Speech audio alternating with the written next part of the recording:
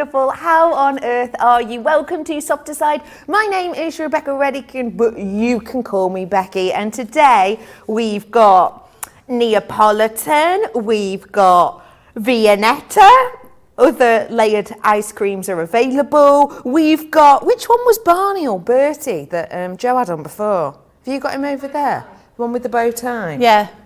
The boat. Oh, this one here. Oh, look at him. Anyway, we have basically got a teddy bear's picnic worth of creativity for you today, and we are going to have you smiling and crafting all throughout the rest of the day. Now, we are bringing to you a little bit later on our wonderful Be Creative partners, the fabulous Gordon and the lovely Justin as well. They'll be joining us from 4. But for now, for all of you who want to recreate these incredible creatures, you have got 2 hours of sit back, relax and sew with our fabulous Becky. Hi Hello. Becky. How cute are these?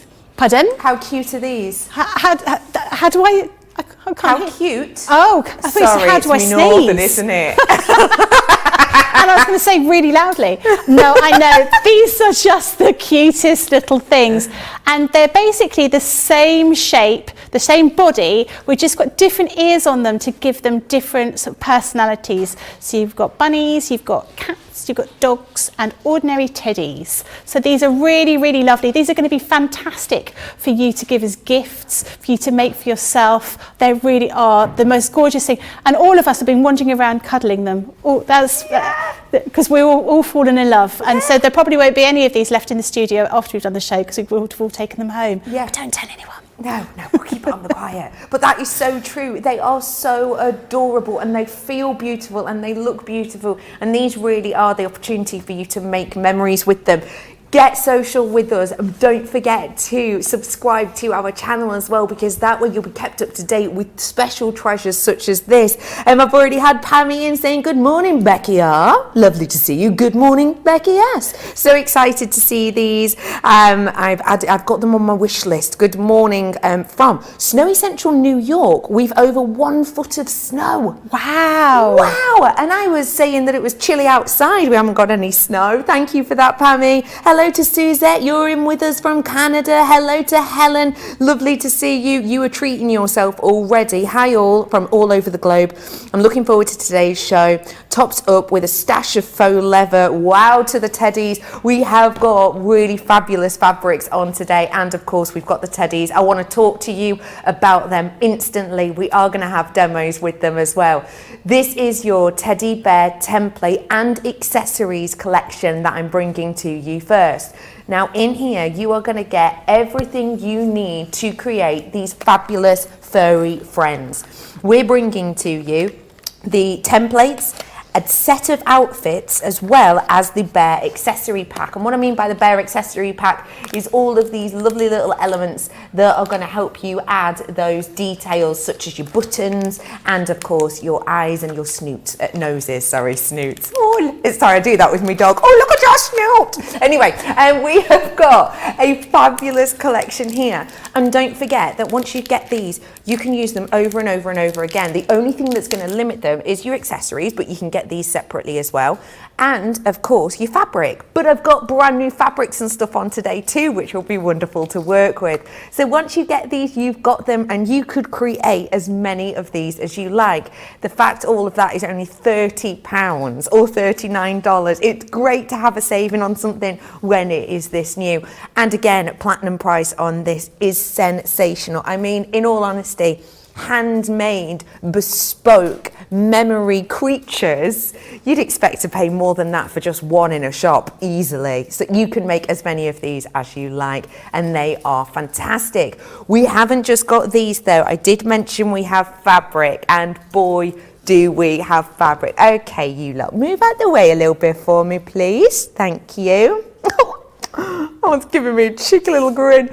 We've got for you here, I do like that wherever their eyes are, some of them are kind of like, some of them look a bit, I don't know, like they'd sort of jump out at you at night and give you a cuddle. We have got for you loads and loads of your fabulous fabrics now. The whole set of them you've got to choose from. I'm going to start off, if I may, with our orange leopard. Now this for me is fabulous, it's fun, this is bold and beautiful. I want to let you know it's 100% cotton. That means the quality of this for the likes of washing, ironing and strokeability is fabulous. Bringing it to you today for half a metre, £6.99. Don't forget, if you buy 2 sets of this, then you will be getting, of course, you'll get it in a full metre, if that makes sense. Let's stick with the orange now. I love this one. You've got that wonderful zebra style print. Could pass it as a tiger as well if you wanted to. Maybe make some of these creatures tigers. That would be easy to do. We have got for you $6.99 on that one again, which is $10.49. The price is that half metre as well. Let's go on to teal, which is one of the biggest colours of spring, summer 2022, so a real nice one to get ahead of in the fashion trends. This one I think is really lovely and intricate, so you can see what it is when you get up close, but from far apart away it kind of just looks like a lovely ditzy pattern. Really nice for homeware. Again, $6.99 or $10.49. Then I want to bring you our most popular. I have to let you know we're not quite in limited stock yet, but we are not a million miles away from it. This one has been exceptionally popular. Really lovely, delicate, almost peppermint tones within this, and those stripes. Again, you've got $6.99 or $10.49, and that's per metre. I want to bring you the pink leopard next. I love these two together. There's something about the sort of, because they're not too far apart from opposite each other on the colour wheel, so they have a real nice interest about them. It's almost like your flora and your fauna. We've got for you here that lovely leopard, again $6.99 or $10.49. And then finally you've got your pink zebra here. Just to let you know, when you get these, it's in the half metre. It is around about 44 inches width that you're going to get, which is a nice big piece. And again, if you wanted to get 2 of them, then of course you will get a full metre. These are spectacular, some of them very, very popular, edging towards limited. So if there is one speaking to you, then definitely do treat yourself. I know what you're thinking. I need to know all about the teddy bears, and I'm going to let you know that I've already got a large percentage of the stock gone on this, okay? So if you've been thinking about it, you've popped them in your basket, today is your day to react to that. And if you would love to know how to make them, let's head on over to Crafters Corner. Becky, tell us what we're going to be doing today. Well, I'll start by showing you different aspects of doing the little teddy bear. So obviously we've called it a teddy bear, but if we change the ears, you can make it into whatever animal. So actually I've chosen the rabbit ears that come with one of the additional templates, so you can see what they look like when you start putting them together. So this is what you'll get when you receive your pack. So you've got your templates here. This is, they're made of plastic, and they've got little gaps underneath them. If I put my fabric underneath, you might be able to see a little bit better. So you've got these little gaps in order for you to put your pen through these to mark them out. So these aren't die cut, these are things for you to cut, so you don't need a die cutting machine. So you can see how you'll put them together, and it will show you this line here. So if you've never cut anything out of fabric before and you've never used a pattern, this is to do with the grain line. So this is how the fabric is laid out on, how the pattern is laid out on the fabric. So you want your grain line to go in this direction. So all you need to do is use your heat erasable pen if you're going to be using some light coloured fabric. If you're going to be using a darker fabric, I've actually found if you use our red heat erasable pen on our black fabric, it will still show through. That's great. It may also show through if you're using it on dark fabric. So it might be better to use tailor's chalk or our spray tailor's chalk in order to get those designs. And it will show you there how many of each thing you need to cut out. So if I show you briefly, I'll cut out a couple of ears for want of a better. So these are your little teddy bear ears. So I've used different ears I never thought, I've used different ears to the ones we're giving you. I've used rabbit ears, which come with the other templates. So you can see I've just used my heat erasable pen. I just need to cut that out. So you could use your rotary cutter if you wanted to, or you could use your scissors to cut those out. And first of all, cut out all the bits and pieces that you'll need in order to make the teddy before you start putting it together. So I'll move that to one side. You'll get your instruction booklet, which has all these details about how to cut everything out, how many of each you need to cut. It also talks about the additional things that you'll need in order to finish off the teddy. So one of the things we do talk about is obviously you'll need some kind of stuffing to put in your teddy bear, and you'll also need ideally a long needle. So these are called doll's needles. So if you can see here, this is a really long needle, and this is something that is really useful if you're going to be making lots of dolls or lots of teddy bears.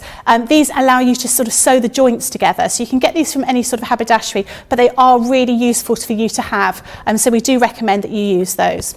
So I will show you what they look like when you cut them out. So I'm just going to look for an arm, because I've got all sorts of animal pieces over here. So this is what the arm looks like. So you can see here, I've sewn around the outside with a 1/4 of an inch seam allowance, but I've left a little gap here. And this part forms the back of the arm of the animal. So what you need to do is, because you've got lots of curves here, you want to just cut into each of these curves, like so, or you can trim around the edge. It just gets rid of some of the bulk from the stitching. Lovely. So with these, we've recommended that you use a 2mm stitch length, which is slightly smaller than you would do for normal stitching.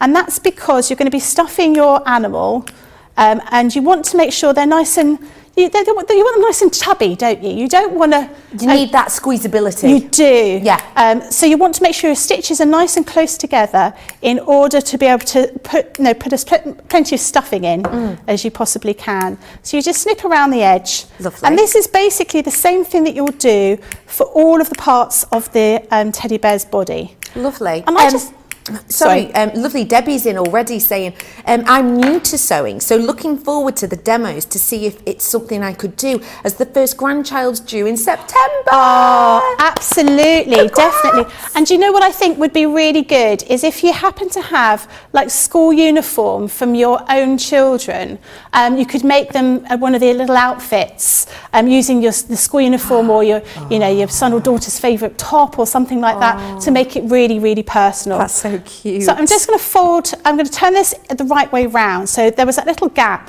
that I had at the back of the arm, and I'm just going to pull this all out. So this is the same technique that we'd be doing for all of the teddy bear. So I had a lovely time making these, and actually when I was talking to my mum, we were like looking at them, and my mum said, I wish we had a child. No, we haven't got any small children in the family that would want one, apart from my little nephews, and they're sort of 5, and I don't think they're particularly, they want something that they can throw around rather than a teddy bear. But when they're a little bit older, maybe they'll enjoy them more. But I think they're such a beautiful thing. They are. I think there's something about things like this, you think, oh, it's only for very, very small young people. But actually, if somebody made me one of these, in maybe a fabric that went with my house, or a fabric that was important and special, I would adore it. I think university. So my daughter went to university last year, year before last, and I made her a quilt to take with her. But how nice would it be to have some kind of teddy that you give? My son's about to go this coming September. I don't entirely know what the kudos is for an 18-year-old boy going to university and you giving him a teddy bear. I'm not entirely sure, but I'm sure we can work that out. Work something out, yeah. So we've got, I've got some of this stuffing which I've bought. So this is a polyester stuffing.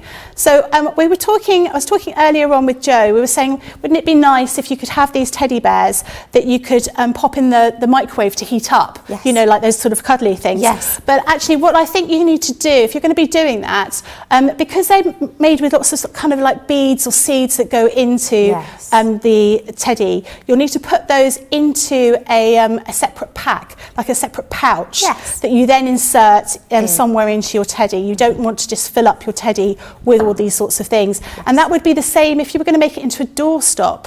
You know, that would be you're saying about a birthday present or a moving in present. Yeah. You could make a lovely little teddy as a doorstop, but you would need to put something a little bit heavier than just the normal stuffing inside it. And what if you were thinking of maybe, you know, stuffing it with dried things like dried lavender, you know, to help you sleep and things? Would you suggest putting that in a little pouch? I would, too? because even though you're stitching the hole, the body with a small stitch, you may find it opens up a little bit. So yeah, I would put them in a separate pack somewhere in the teddy. But what a wonderful keepsake for somebody, or a wedding, bride and groom ones. You could easily adapt, you know, the dress and all the other clothes that we've got today, and make them into sort of bride and groom, or bride and groom teddy bears. You could make all sorts of different things. They'd be really good too for like a business, for the idea of like gender reveal parties. You know, when someone's having a baby, I know it's kind of big in America, it's kind of slightly come over here in the UK, but essentially it's when people go and get their scans, they won't look at their scans, they'll give it to someone in their family who will then organise a party for them based around it, and there's always a gender reveal element. So some people get like a balloon and pop it, and if blue confetti comes out, it means you're having a boy. If pink confetti comes out, it means you're a girl. But you could do like a teddy in a box in a certain colour, and then that could be first toy. Yeah. There's so much you could do with these. There is, and the possibilities are endless when it comes to the clothing. You know, you can really go to town. So you can see here, I've stuffed his arm. Mm-hmm. It sounds like I'm on a cookery programme, doesn't it? And then you just need to stitch this little gap up with some little stitches. So here's one I've done earlier. So this is this one's more of a kind of a Jason Momoa kind of arm. Right, okay. Do you know what I mean? Yeah, he's been working out the gym. Yeah. This one is a little bit, you know, sort of spindlier. All right, okay. So just take into account how much you want to fill them, because remember, we still want to add these, they're going to have a little joint at the top.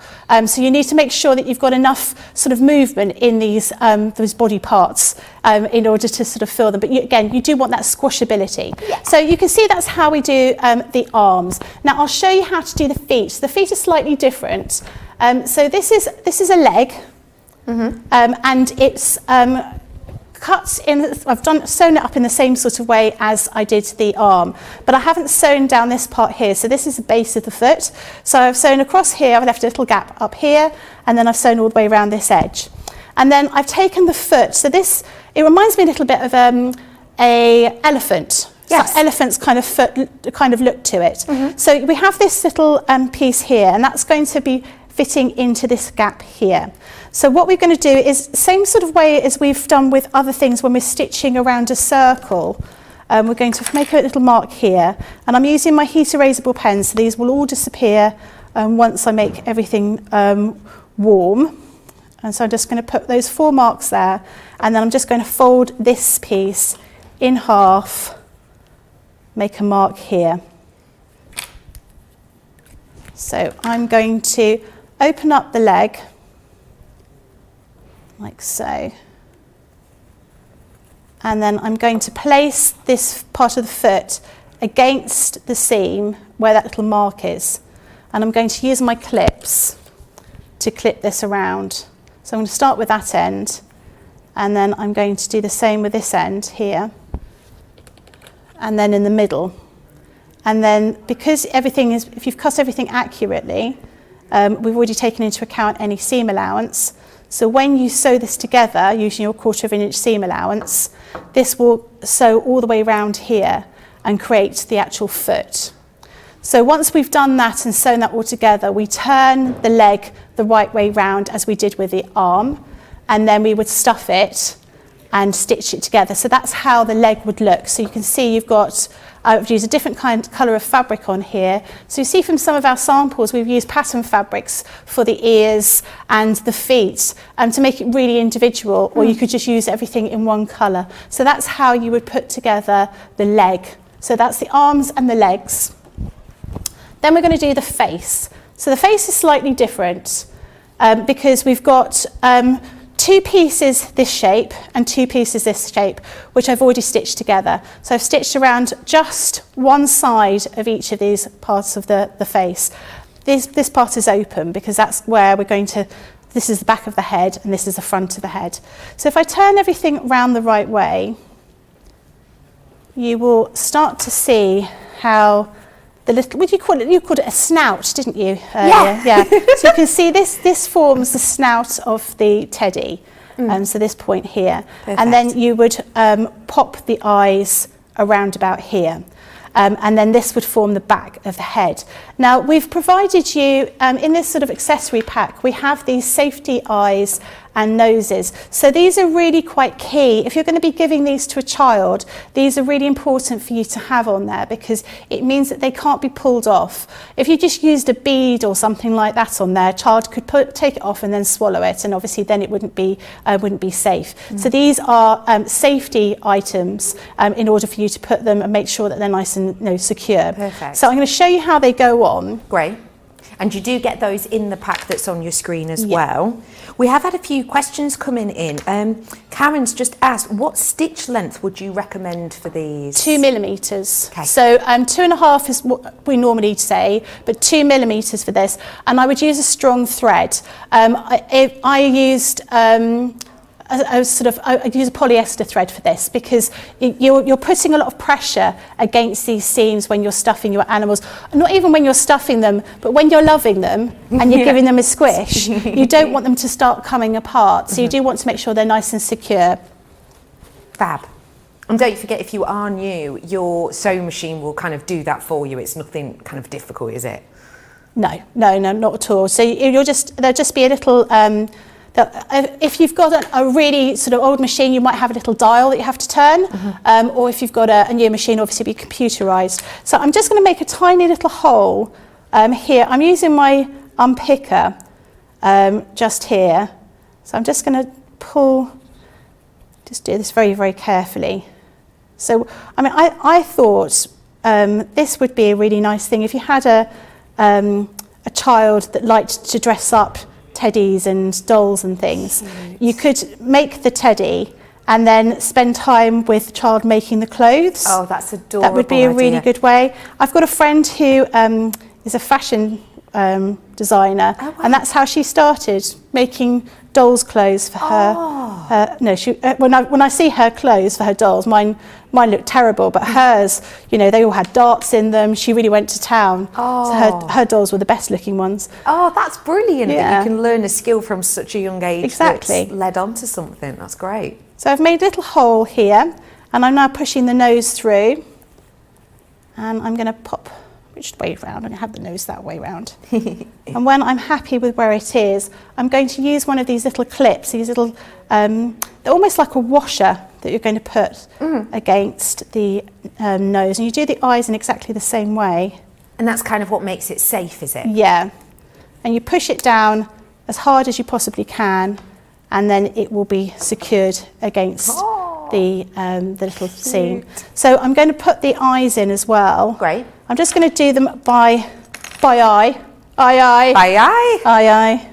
I still remember, you were talking about being called captain at school. Yes. I told everyone at home about that. We think that's a great idea. We think you should be called captain. Captain, really? Yeah. If for anyone who wasn't watching the other day when we were on together, we were getting names confused. Obviously, we're both Becky's. But yeah, I at not primary school, at high school was known as captain. I know what you're thinking. Oh, it's because you must be so sporty, or you were really, like the head of a team. No, it's because my initials are RR, so people caught on to say RR, captain. Zero sports. My talent at all. initials were the same. My initials were R, and nobody came up with such a good name. I was just called Becky. Oh. So obviously people at your school are much more, on the ball with clever things to say. Maybe. So I'm going to put one eye in, and I've just done them in exactly the same way. So I'm just lifting up a little bit of fabric here and just making a little hole. I've got to tell you Karen's piece. This is incredible. Karen, hello lovely Karen on Facebook, is saying, I made a teddy for my granddaughter. I put the outfit she came home from hospital on it, and I put weights in it to equal the weight she was when she was born. Oh, that is a clever idea. So it's got what she came home in, and it's the same weight. That is a piece forever, isn't it? That absolutely is. That is so thoughtful. That is a great idea, and I really like that. I wish I'd thought about that, actually. Really cute. So we've got our teddy bear's face here. He looks a little bit crazy because he's too thin. He's got no body to him. And this is the back of his head. So what we would do is we put the two pieces right sides together and then sew around the outside, and we leave this gap here. Right. And then we would stuff him. So what I'm going to do is I'm just going to stuff him for the moment. So you can see, actually what I have forgotten to do is talk about the ears. The ears are quite important. Before you do that, Beth, let's talk about the ears. Okay. So these are your bunny ears you put these are your bunny ears. So I've already cut these out and I've sewn them. So they're grey on one side and pink on the inside. So I remember reading a book when I was a kid called Little Grey Rabbit, which I really loved. So I thought, a grey rabbit would be the great thing to have. Oh, that's so before you sew his head on, or her head on, you need to pop your little ears in. Just use a little pin here. So you put them like this. Marcella has asked, what clips are you using? Which what? What clips are you using? These are our quilting clips. Now these are, we will obviously talk about them for quilting because they hold big amounts of fabric together, and they're also really, really good if you've got, you're going to be doing bag making. But for things like this, when you've got sort of odd shapes, odd curves, you're doing something that's a bit more structural, these are really, really useful. There's a pack of 10 at the bottom of your screen right now if you would like them. So we're going to pop that. So this is the top, this is the back of the head. So we would put everything across like this, like so. So if I just clip this all together rather than sewing it. Shadia is saying, that face is so cute. Oh, they're so hard to resist, aren't they? I don't think any of us have been able to resist these teddies. They are just so adorable. And I had this great idea that I was going to make one for everybody, but I haven't.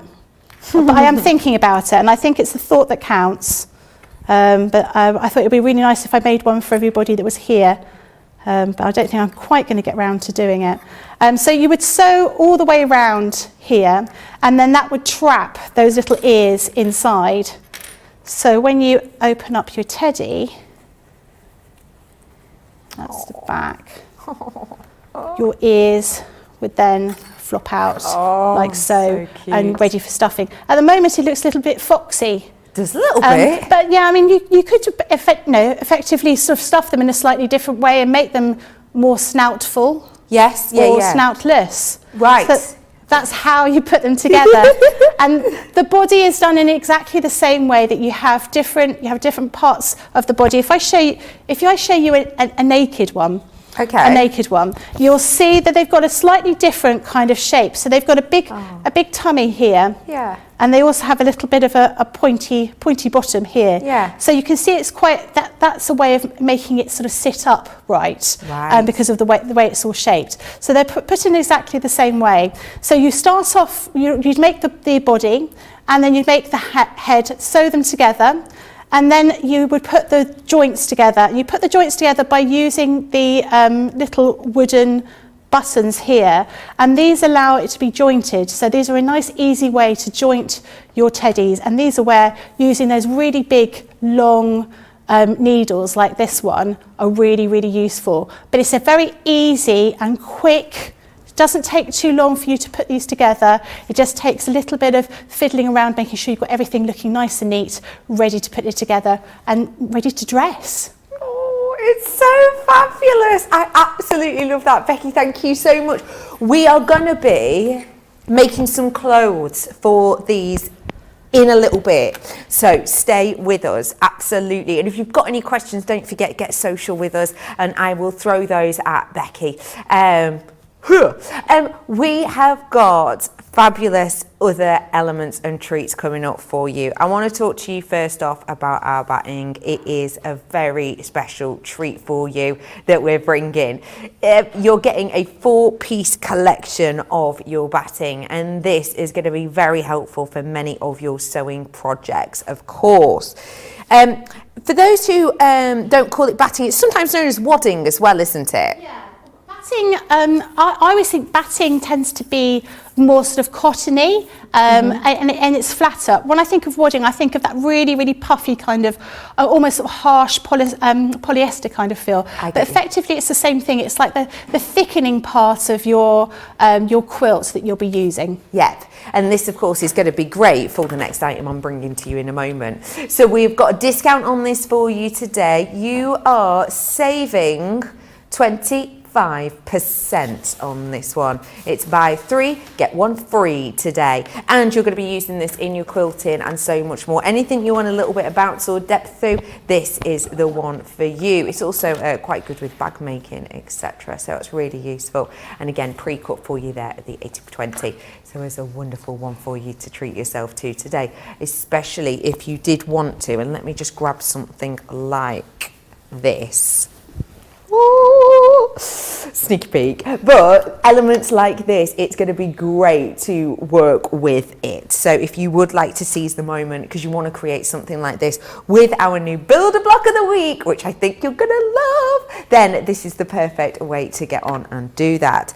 So let me tell you a little bit about the Builder Block. If you haven't started quilting before, maybe you're relatively new to it, again, throw your questions at us. If you're watching in the UK and it's approximately 33 minutes and 46 seconds after 2, then we are live, so you can get your messages in. When we're talking about Builder Block, I'm going to have to move you, Teddy, so that we can see them. You sit here with me.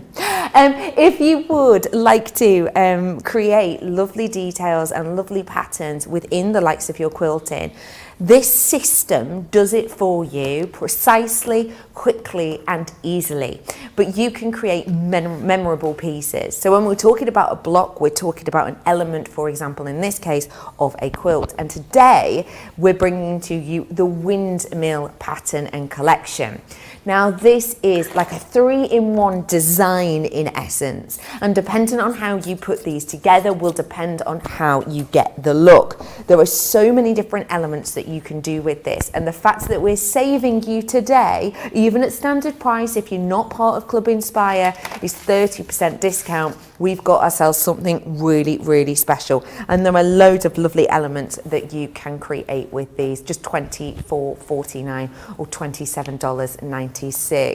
These are fabulous, and if you do want to have a little sneaky peek at some of the things that we can make, oh sorry, I just booped you on the nose, then we've got Becky for you. These are eye-catching. They are really good.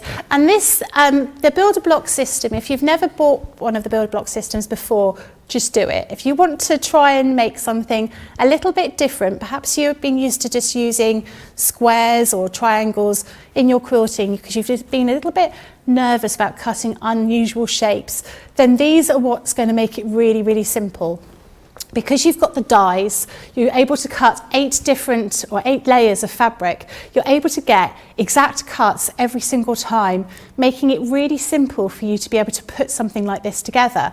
So from my point of view, dealing with curves is always something people are very, very nervous about doing because you've got to be super accurate. If you're not accurate about getting your curves correct, nothing works. And if anyone's been doing any quilting before, even if you're just doing quilting and patchwork and you're working on a very small piece, if you're not really accurate, you might be a millimetre out, which is very easy to do if you're using a rotary cutter and a template.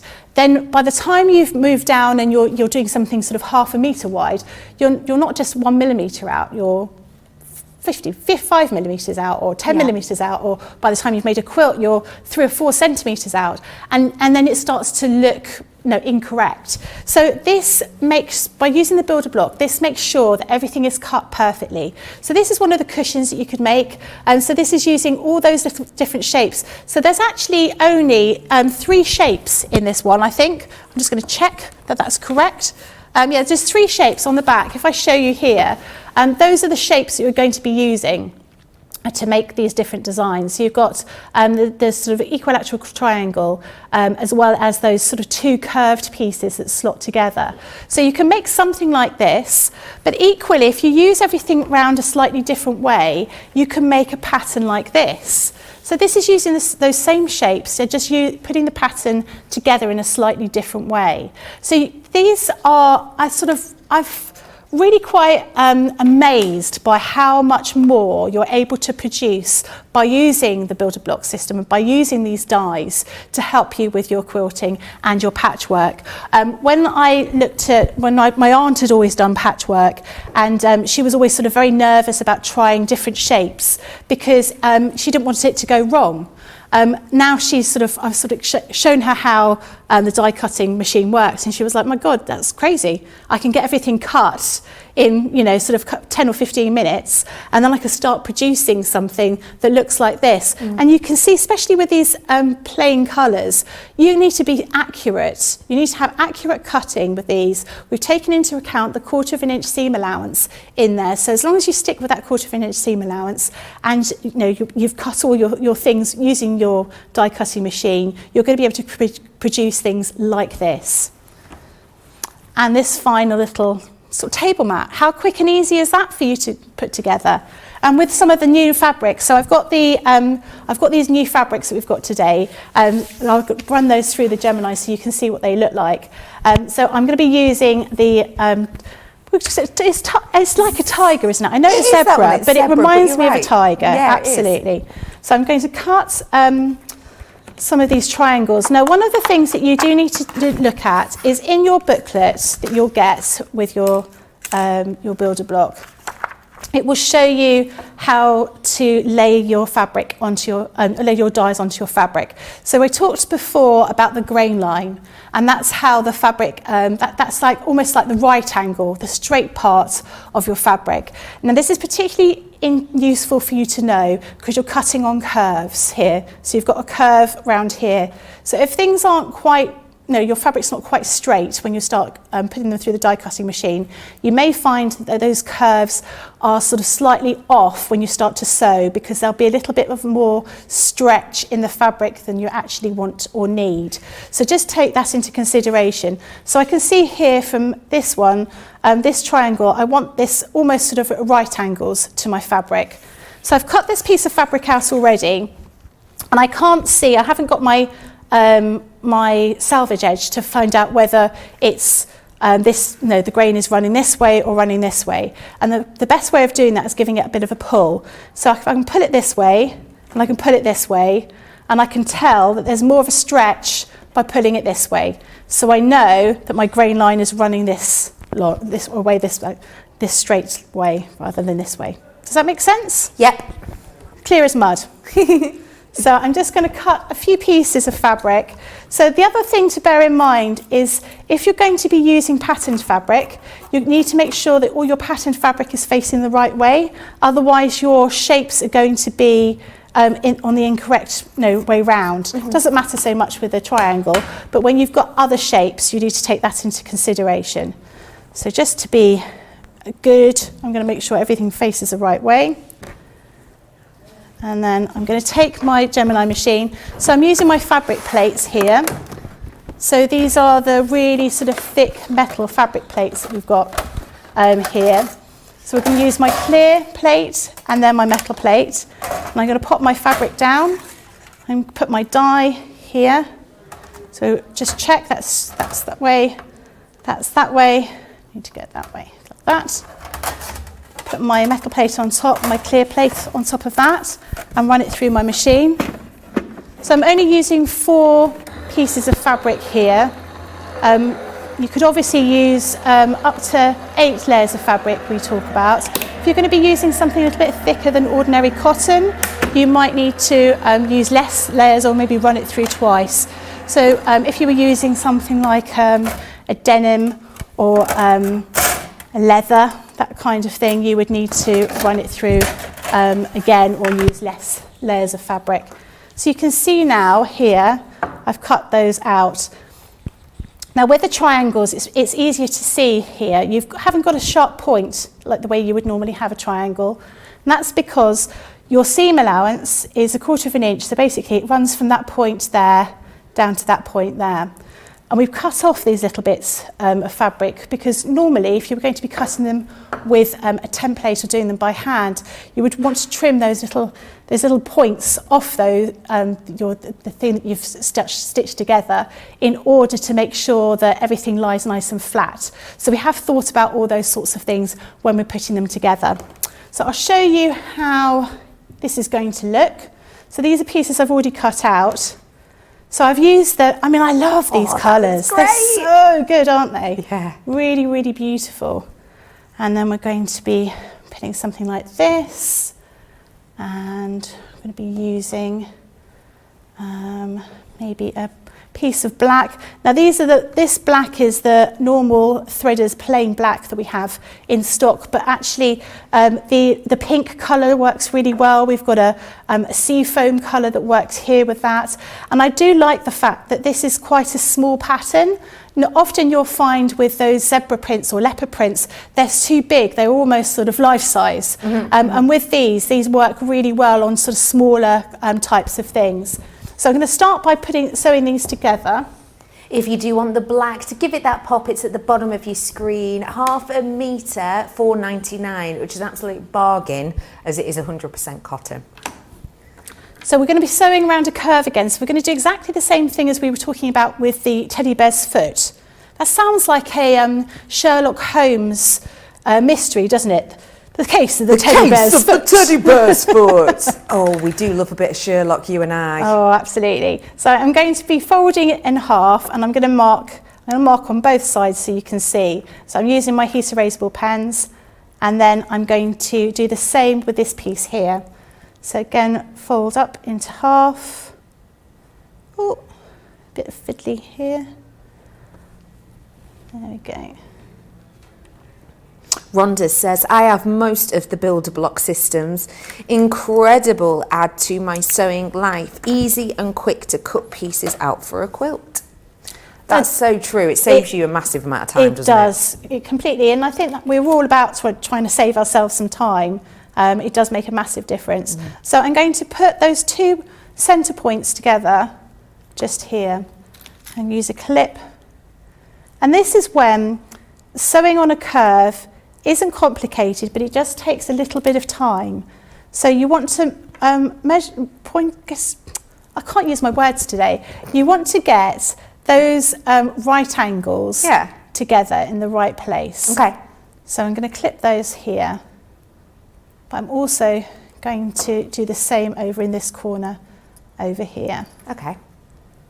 And what I did find is I used a couple of pins all the way down this right angle just to keep everything together. So we said before about using a stitch length of 2.5 millimetres. I'm actually going to use 2 on here because we're sewing around a curve. Okay. So I'll just put that through.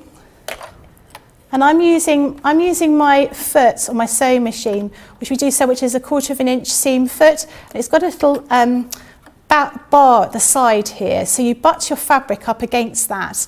And I just found it was a little bit easier. In the past, I've sort of lined up my sewing against the marks that you've got on your plate on your sewing machine, or sometimes I ran a piece of coloured tape down the side. But I've actually found that this is really quite useful because generally speaking we're sewing 1/4 inch seam allowance anyway, and it just makes things a little bit simpler. That I didn't have to worry too much. It made it easier for me to watch TV while sewing. Very dangerous. There we go. So, and you just sew very slowly. So you're just going to be doing a couple of stitches at a time and then stopping and just making sure the edges of those two curves match up. So you can see. I'm not being fast. The time for fast sewing is when you're, not even when you're super confident, but when you're doing sort of straight parts and you're confident. But I don't think anybody sews around a curve really fast anyway. No. So we just carry on stitching around the edge. Do you think this would be a good system for people who are just starting sewing? Yeah, because when you first starting sewing, yes, depends what you want to do, because what you find is lots of people sort of think they're going to be just doing sort of dressmaking, and they don't sort of think about other kinds of things. Quilting, I think, is a really good way of starting your sewing journey in general, because you can create something quite quick that you can use, like a cushion, for example. When you're doing sort of dressmaking, it can be quite difficult if you're doing it on your own, if you want something to fit, you're making a top or something like that. And I've also found that things that I wanted to make clothes-wise were always the things that took much longer to do. So you want to achieve something, you want to finish off a project. And I think doing kind of patchwork and sewing in this kind of way is a really good introduction to sewing generally. You can make some fantastic quilts and you become a quilting expert, but actually, starting doing dressmaking from nothing is quite difficult. So yeah, this is a really good way of sort of building up your confidence and learning those different techniques, because sewing around a curve is something we're doing in sort of patchwork and quilting, but obviously you're going to be needing that in dressmaking when you're doing sleeves and that kind of thing. So you can see how that has been sort of sewn in, and I'm not even using my iron, I'm just using my finger just to press that down, and that's how you're going to get this effect of making your quilt. So I'm going to show you what I've done so far. So this is 1/4. Snazzy. So it looks lovely. I mean, Cool. when I think about these colours, they remind me of licorice all sorts. Yeah. Most things remind me of food. Me too, I'm the same. But I think all that black and that pink and the blue, it just reminds me of those kind of licorice all sorts. So you can see that is one piece that's been put together. I've put those other two pieces there, and then this third piece would go and finish off that part of the block. And then you can make multiples of these, make them into a great big quilt, but you can see how quick and easy it becomes. You could cut all your pieces out in one pass if you're really clever, to make one whole block, and it just means that you can get on with sewing and quilting, and which is the fun bit. Fabulous. I love it. Thank you so much for showing us that with those fabulous fabrics. If you would like our Build a Block Design of the Week, it is your time to do so now, because you've got that discount. So absolutely enjoy it. So many of you talking about these wonderful teddy bears as well. I mean, absolutely loads of you, including Linda, who says, I'm loving these bears. I've just offered to make some memory bears in the last few days, and lo and behold, these turn up. I've got them in my baskets. Thanks, CTV. You are so welcome. And if you are like lovely Linda and you've got them in your baskets, I'm going to give you a moment or two to check those out. Don't forget, we're going to be making them clothes after, so do stick with us. For now though, check out your baskets, especially nudge, nudge, wink, wink, if you've got this in your basket, because that is low stock right now. Check out your baskets and then join us after this to sit back, relax and carry on crafting. Quick Buy, all your crafting must-haves in a flash. Put away your tape measure and fabric scissors. The Threader's Fabric Cutter offers accuracy and precision with every cut. This handy tool slices through fabric in a guillotine style. Its ergonomic design features a comfortable and protective handle, so it's safe and easy to use whether you're right or left-handed. Its 45mm rotary blade will cut up to 6 layers of fabric at a time, so your sewing, quilting, and upholstery project times are cut down to size. It's equipped with a measuring guide in metric and imperial for a perfectly accurate cut every time. The built-in grid ruler has 30-degree, 45-degree, and 60-degree angle lines, so you can cut fabric on any angle, including the bias. Quick Buy, all your crafting must-haves in a flash. Welcome to Crafters TV. With more than 35 hours of live shows each week, It's your home for all things craft. We shine the spotlight on new and innovative crafting products with live tutorials and demonstrations. Join our family of craft experts where fun happens every day. Quiet. The neighbours. I'm all out of Zoom. I'm so lost without you. I'm not singing. Lisa, if you email in, don't send a picture of your air fryer. Make sure it's something creative. Get creative and craft along. With our amazing deals, your next craft project is just a click away. Tune in live 7 days a week, or you can watch us on Catch Up at crafterscompanion.com, Facebook, or our YouTube channels. You can chat to us, craft along, and meet new friends by joining our online crafting community. You entertain us. You give us a community to talk, in the chat. That wouldn't happen without you guys. It's like Crafters Companion is magical. There's magic here. Joy, there's not a dry eye in the studio here. Debbie's welling up. I'm welling up. There's a show for every type of crafter, from first-time dabblers to full-time makers. Crafters TV. Create every day.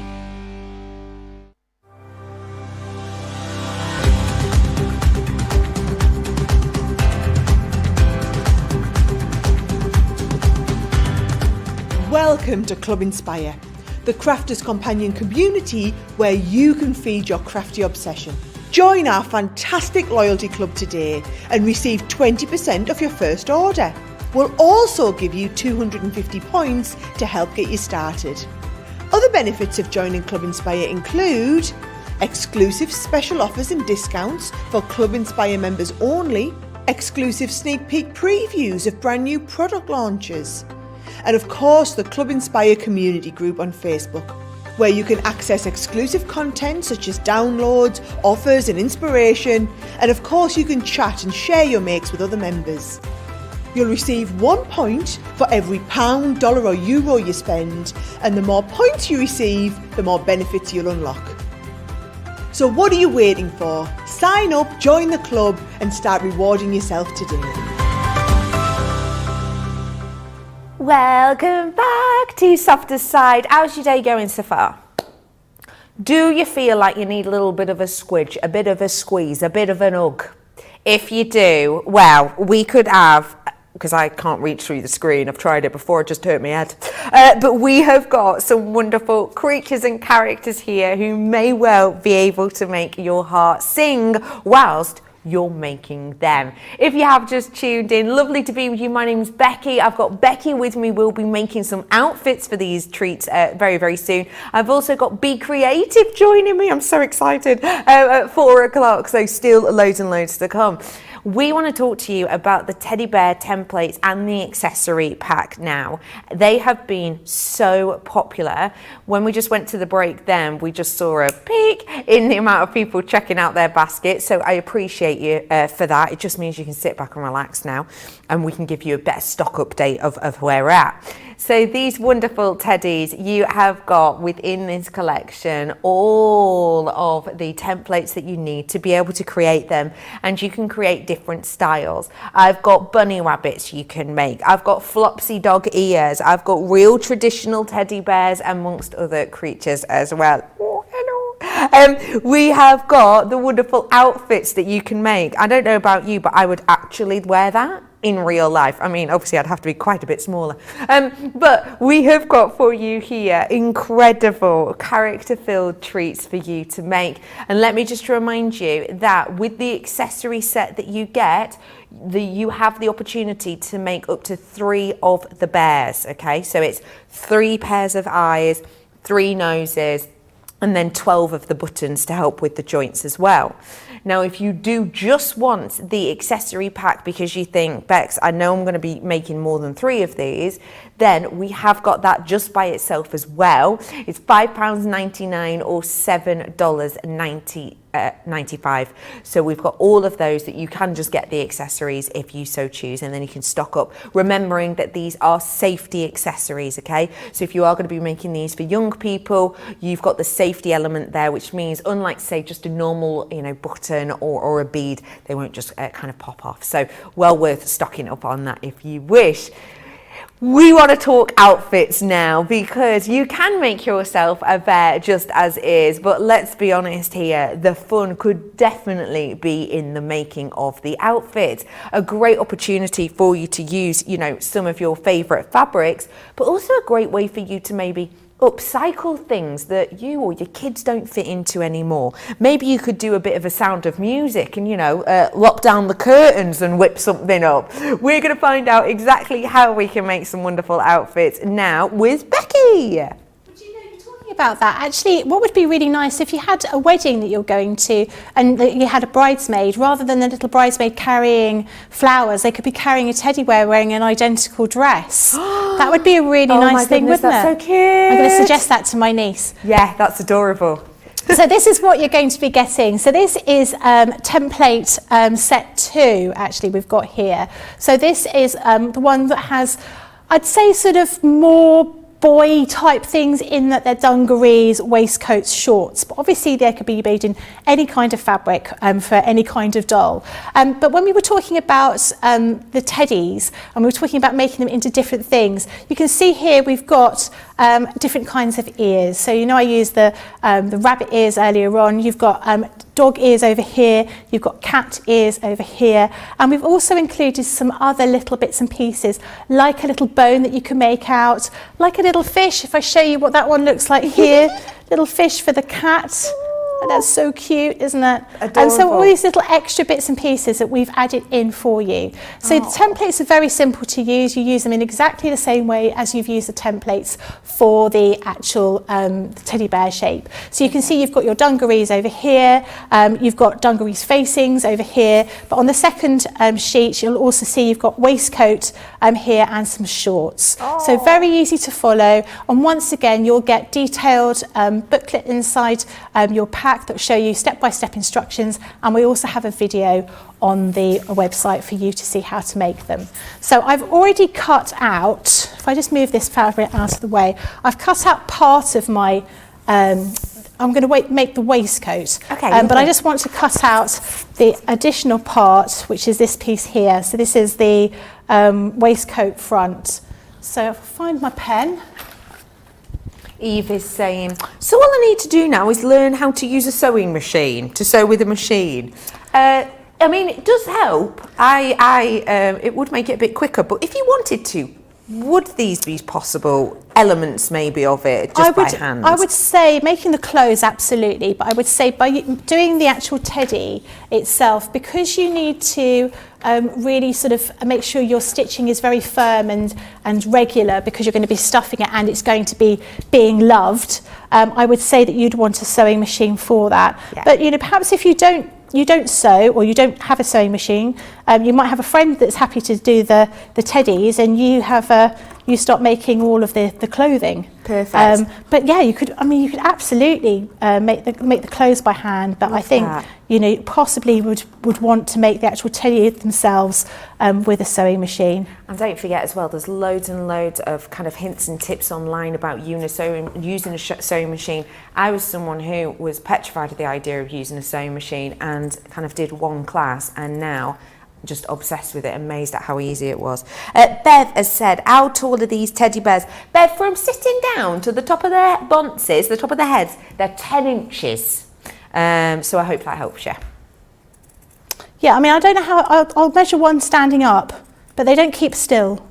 No, you know, they might wriggly little kittens, aren't they? Oh, what you like? So I've cut that part out. So with the waistcoat that we're going to be making, we want to cut, just get all my bits and pieces together. We're going to cut a back piece of the waistcoat, and we're going to cut 2 front pieces, which you can see here. So this is the lining, and I've also cut them out of the outer fabric as well. So the first point we're going to do is we're going to match up these seams just here. So I'm going to put those, just match them up here, like so, and then run it through the sewing machine. So I think this waistcoat, the reason I thought about, you know, it would be really good to make a teddy for everybody is because I was looking at this waistcoat and I thought it's something that Ben would wear. Agreed. He loves a waistcoat, doesn't he? Absolutely. Yeah. Not afraid of a waistcoat. Yeah. So I said, I think it'd be a really good idea. We can make one for everybody. But I think... Ran out of time. Gordon and Justin, who are joining us at 4, also have waistcoats on, and I have to say, matching waistcoats, they're class. They look brilliant. They really do look very snazzy, don't they? Oh yeah, yeah. But no, going back to the whole sort of bridesmaids kind of thing, if you had page boys or ring bearers, perhaps they were wearing matching waistcoats. Adorable. There's so many things you could do with these, and obviously once you've got the templates, you can make hundreds. You could start your own sort of cottage industry, couldn't you? Yeah. Making teddy bears for people. Yeah, why not? Definitely. Someone was asking email saying about memory bears. Are they the ones where you would have them for a lost child? They have a memory bear. Sometimes they do that, don't they? So they have a teddy that I don't necessarily think they have. Might maybe wearing some clothes related to a child that's sort of passed on or something like that. But not just a teddy that reminds you of somebody, but a teddy that actually sort of means something to somebody. So I've sewn those together so you can see that that's the that is the God, I can't speak today. That is how it looks all together. And then we are going to be putting, this is the outside fabric. So I use this little leopard skin, I think. It reminded me a little bit of like a ringmaster or a strong man in a circus. Goodness. You could do like a Greatest Showman set of them, couldn't you? You could. Yes. You could. It might never stop. You might have a whole menagerie of animals. And because they're articulated as well, and what I mean by that is their sort of arms do move and they stay that way, as do their legs. You could kind of put on little plays with them and things, couldn't you? You could, and there's so many different options. And I think, kids would love to have these. Wouldn't they be pleased to have a different animal every year? Or, different clothing. There's just so much you can do with these. And like I say, I'm sort of so disappointed that my children are a little bit too old to want one of these. And I'm sure they'll come. My daughter said she'd like one, but every time she sees something on the show, she goes, I think I'd like you to make that for me. But she's 20, she can make it herself. So I'm going to show you, so you put these are right sides together, and then you're going to stitch all the way around here, like so, and you leave a little gap here. So you can see on your booklet, it shows you exactly how to put everything together. And gives you step-by-step instructions. So once you've sewn all the way around the edge, you would then turn it inside out. Now this can be quite tricky because you've got these small gaps here and you've got quite a lot of fabric. So it's something that takes a little bit of time in order to move everything around. It's really good if you've got something like a chopstick that you can use just to gently sort of poke the fabric through the gaps. Lovely. That's really, really useful. But once it's all been taken apart and pulled through, that's how it would look. So then we would just need to pop, we're going to sew these 2 seams up here, and then we can put a little popper here, and then you've got your little waistcoat.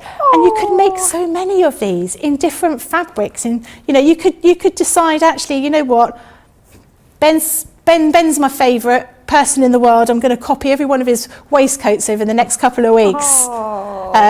There's all sorts of different things that you could do. But I do think making something for, making sort of identical waistcoats for sort of parties and birthdays, so they mimic what the other person's wearing, what a child's wearing, is a really good idea. So I'm going to run a few stitches just over here. So with this sort of thicker fabric, so you've now got multiple layers that you're stitching through. You might just need to ease your sewing machine through that.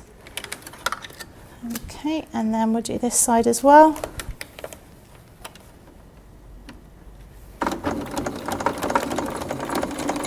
And I thought, actually, this hasn't quite gone through, doing this in some kind of Liberty print fabric as well would work really nicely. And, like you were saying, using that zebra, but doing a, making the whole of the teddy out of that zebra print would make, you could make it not just teddies, you could make them into all sorts of different animals, couldn't you? Definitely, and there's something really, really modern about that as well, isn't there? Big jewel colours are massive at the moment, but to be able to make them all in these big, vibrant prints, I do think that anyone of any age can enjoy that, really. I think using upcycling as well, I think that's a really nice idea. Having some fabric that perhaps you belonged to somebody, that maybe it was their favourite shirt, and making all the teddies for everybody out of the favourite shirt of their grandpa or something like that. That's a really nice idea, and it makes everything very personal. And we're in a place where we really want to sort of recycle as much as we possibly can, and sort of have things of meaning. So yeah, really great idea. Yeah. So I've just sewn those two sort of shoulder parts together, and then I just put a poppet on here or a small button in order to finish it off. I will dress this teddy so you can see what it looks like when it's on. This is just like playing with dolls. It's like being over at your friend's house and that's brilliant. dressing your dolls. Look at that. So you can see how, depending on how tubby his tummy is, as how tight you're going to make that. But you just pop a little popper in here, so you can see that is really quick and easy way of making a little waistcoat, and that's just one of the outfits you can make from this template set. That is adorable. Thank you so much for showing us that. If this has sparked your interest and you think, yes, I need to put my own creative spin on them, your info is at the side of your screen. And remember, you get all 5 of the templates there, and you get like the safety accessories like the eyes and the nose and stuff as well. So well worth treating yourself to, and lots of you are enjoying these indeed. We've got Pammy saying, these would make a lovely donation to a children's hospital, something to bring the children comfort. That is such a wonderful idea, isn't it? Really sweet. Lots of you saying, Sharon saying, my grandmother made a doll that looked like my little sister, and they had matching dresses. I need to find that picture. That's such a cute idea. Little matching outfits. I think that's perfect. If you do want to seize the moment, now is definitely your chance on it. And also, if you are interested into your soft craft, I have got some Save a Stitch elements coming up for you. And I've also got for you some fabulous dies as well.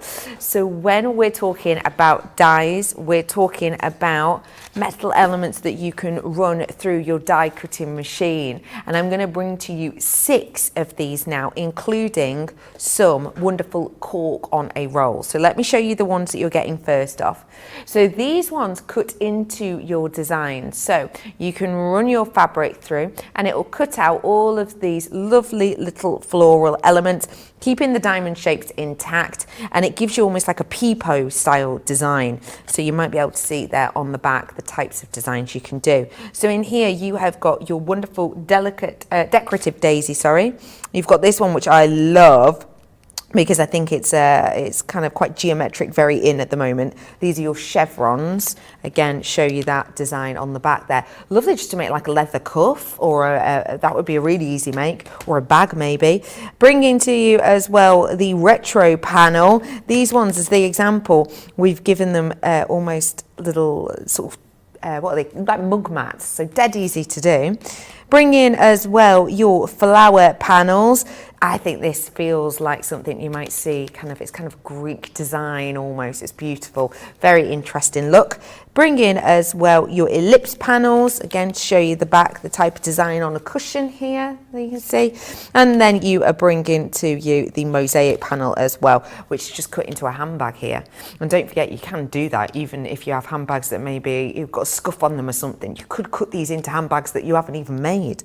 Not stopping there though, I've got for you our threaders. This is one of my favourite threaders items that we do. It has got a cork-like feel.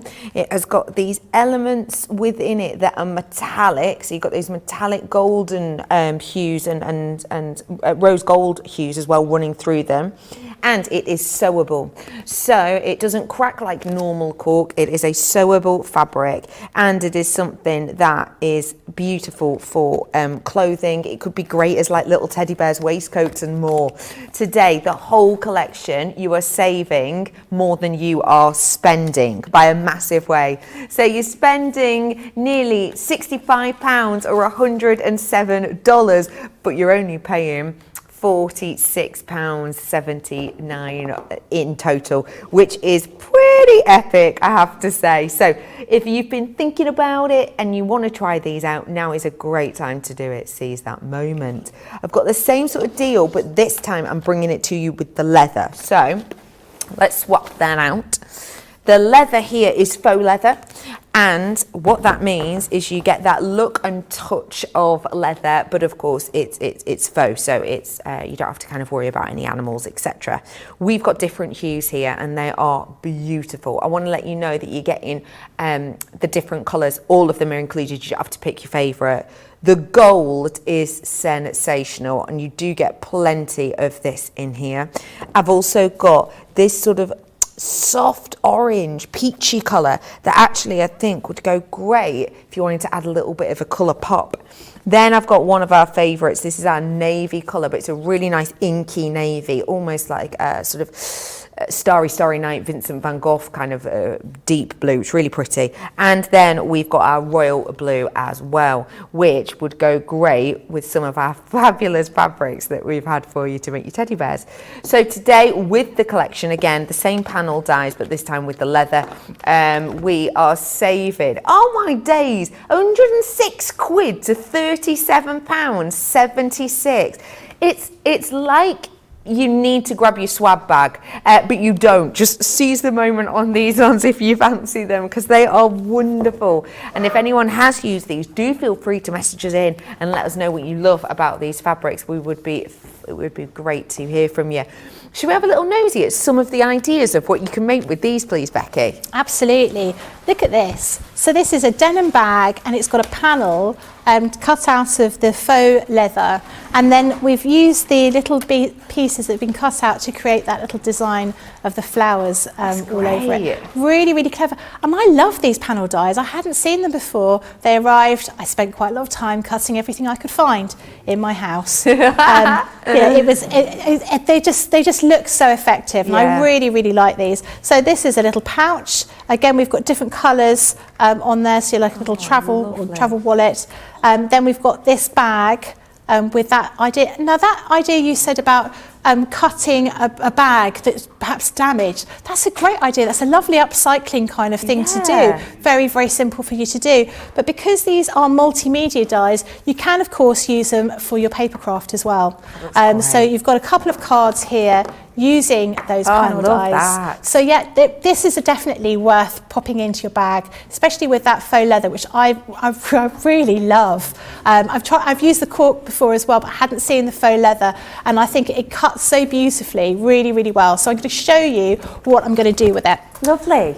So I thought a little bit of a panel to go on a bag would be a good idea. So I've used one of our bag dies, and I've cut this part out already. And I'm going to use this panel die here. So this is the lips panel, decorative lips panel.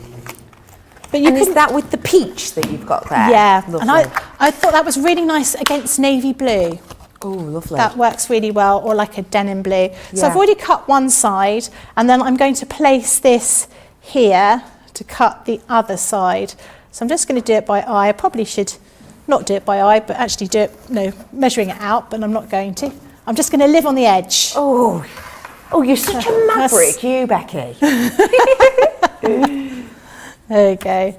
I'll put that here. I am going to tape it down because I don't want it to move around. Good idea. And are you going to use a low-tack tape? Yes, I am. Which I can't remember who I was watching the other day was saying it becomes high-tack tape as soon as you put it through the Gemini. It does indeed. It does get really sticky. It's the power of the Gemini. So I'll just put that in the right place. And these are really thick, sturdy dies. They're the copper colour ones, so that's how you know that they're multimedia dies, but they're really, really strong. And if you're going to be cutting cutting like cotton fabric, you'd probably want to use the stabilizer to let it dry, just to stop it from fraying. Because you're cutting sort of quite intricate shapes, otherwise it might fray a little bit. But obviously when you're cutting this faux leather or the cork, you don't need to worry about that. Great. So let's see how that's come out. Hopefully okay. Let's have a look. Perfect. Okay, take off my low tack, high tack tape. And then we can take that, and we just need to pop those little pieces out. But you could always use those for decoration as well, as you saw on that denim bag that we had. They'd been used as little flowers here and there. Yeah. So because they do that. Most of those look like lovely little petals, don't they? Yeah, it seems a shame to throw things away unnecessarily, and you could use it in sort of other things. Yeah, you could use it on your cards, couldn't you, as little elements? Yeah, there's loads of opportunities to use it. And so I've got a piece of blue, which I'm going to put here on the back. That does look so I'm just going to put them right sides together, and I'm going to sew around the edge so we get that design. And this is going to make the flap for a bag. Perfect. So if I put that together, you can see how that would look. So that's just one of the ways that you could use this. But obviously, you know, like we were showing you, your card making. I like the idea of doing like a leather cuff. You were saying, you know, that kind of thing, quick and easy piece of jewellery to make. That would be a lovely opportunity to do something a little bit different. So I'm going to sew around the edges here. So just using my 1/4 inch seam allowance, and you can see how easily that faux leather stitches. It's an absolute dream. You don't need any special needles. You know, when I've used leather before, you've got to use a super strong sewing machine, and you've got to use leather needles. You don't have to worry about any of that with this.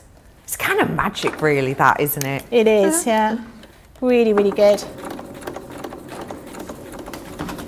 So many of you just so excited about these teddies, cannot stop talking about them, and I totally understand why. I love all of your different stories that you're telling us. So Lynn is saying, I made outfits for my family for my sister's wedding many years ago and dressed the teddies and dolls to match so that we all matched. That's so cute. Lovely. Imagine, I mean, I was thinking me and this snazzy guy over here is looking a little bit like similar today, but you could actually do matching outfits. I think that's a brilliant idea. That would be great, wouldn't it? I just think, and because we've added all these little extras in there, like there's a little bow tie in one of them. There's, you know, we've got the bone, we've got little fish. There's a carrot as well for the rabbit. We've tried to give you sort of lots of different bits and pieces, little accessories to make. I mean, who's to say you can make little handbags to match? You know, you could really go to town. And I think I was going to make. I didn't quite get enough time, but I thought because of that fabric is so sort of quite 80s that we've got today, it'd be really good to make a little pair of leg warmers for one of the teddies, but I didn't quite get there. Maybe next time. Maybe on my Facebook account when I get a bit of time. Yeah, we'll have to do something like that. Oh, what I thought with the little fish, because if you have just tuned in, with the templates, you don't just get to learn how to make these wonderful teddy bears that have like moving parts and can stand up by themselves or sit down by themselves. You also get little accessories like the bow tie and these tiny little fish. But the fish you could actually put on like a mobile for a baby, couldn't you? Lots and lots of them swimming around. Oh, that's a lovely idea. Oh, I really like that. Oh, we've given so much with this these templates, haven't we? I mean, I'll be straight with you. I am having a really nice day with you, and I'm super looking forward to working with Be Creative with the lovely Gordon and Justin in a bit. But there is a small part of me that is just like, get me home, I need to craft. But yes, we'll wait for that. That's so cute. I think everyone wants to take the bears home. I think I can't quite fit one into my suitcase on the train. Boo, don't worry, I'll take one home for you and look after it. Well, I was just going to carry it anyway, but I think people might think I'm a little bit strange when I get on the train and I'm cuddling a teddy bear. Although on the plus side, it might mean that I don't get anyone sitting next to me on the tube, because they may think I'm that crazy lady. So I've just snipped around the outside, and I'm going to turn it round like so. So it just needs a little bit of sort of fiddling around on these curves. But you can see how that will go round. So it can really make something quite plain. You could use a very plain sort of design of a bag or something, and by having these panels in there, you can make it look really quite spectacular. Definitely. So I'm not quite folded that one round the right way yet. Taking a little bit of time. You could make the outfits out, or at least elements of it, out of things like the faux leather and the cork as well, couldn't you? Or our sequin fabric. This little dress with the sequin fabric. Oh, P-A-R-T, why not? I love it. Great idea. Yeah, I think so. I think I've got some sequin fabric arriving. I think it might even be at home when I get there. So I might have to do a little bit of a party. So you can see I've not quite turned everything round the right way, but you can see that would be a little flap on the bag, and how effective that looks. So that's just got a little piece of blue lining, blue cotton lining in there, but you could use that for all sorts of different things to get that kind of design. Really, really simple with those panel dies. So that's just using that panel die twice on that piece of faux leather. I love that. It looks great, and it's wonderful how effective that is. And as well, there's nothing stopping you, for example, using the little dies to maybe cut out little elements of, for example, the dress or the waistcoat, and really add that two-dimensional look to it. I think that would work really, really nicely. I think she'd like that. We have got for you these stunning little bears, if you've not seen them yet. Oh, moonwalk. Ooh. Oh, man. We have got so many opportunities for you to add personality to your wonderful sitting and standing bears. And one way you could add some personality is with one of our brand new fabrics. So let's talk about our jewel tone fabrics. First off, I want to talk to you about leopard.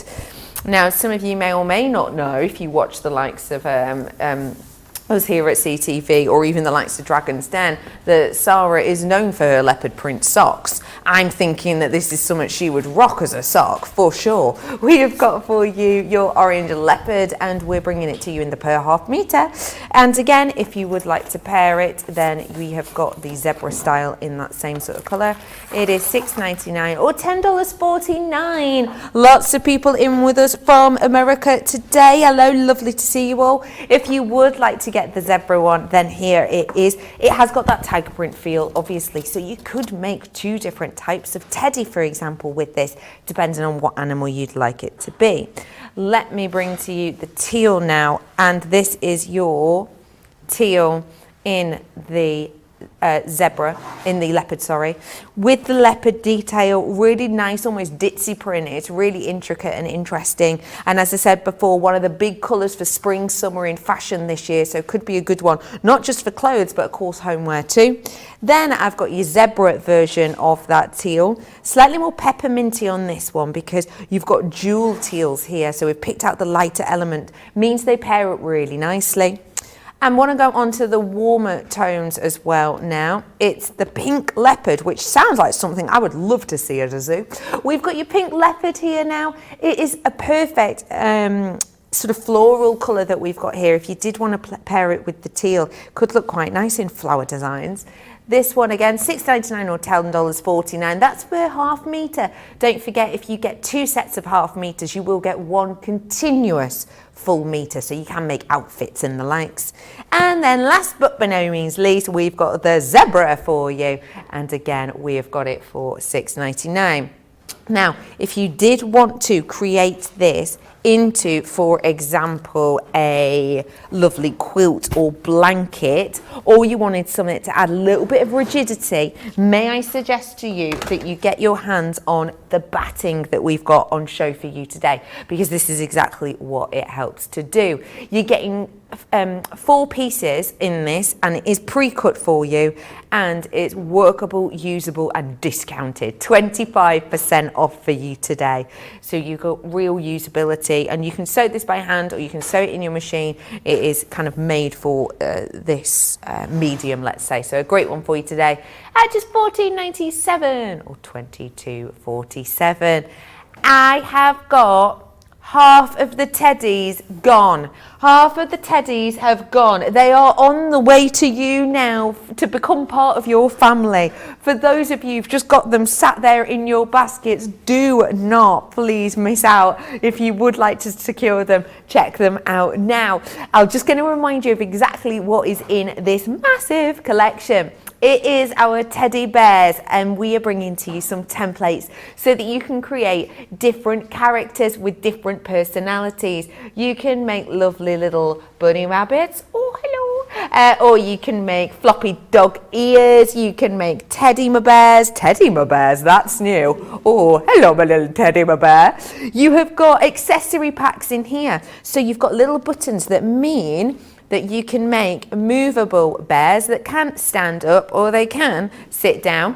So you have got real opportunity here with the safety eyes and the safety nose as well. So if you are giving them to a young person, they're not going to pop off, and you're going to get the outfits in there, whether you want a dungaree collection or you want stand up lovely lady, or you'd like to maybe make a dress. You have got the chance to do this as well. So it's all within there to be able to do this for just £30.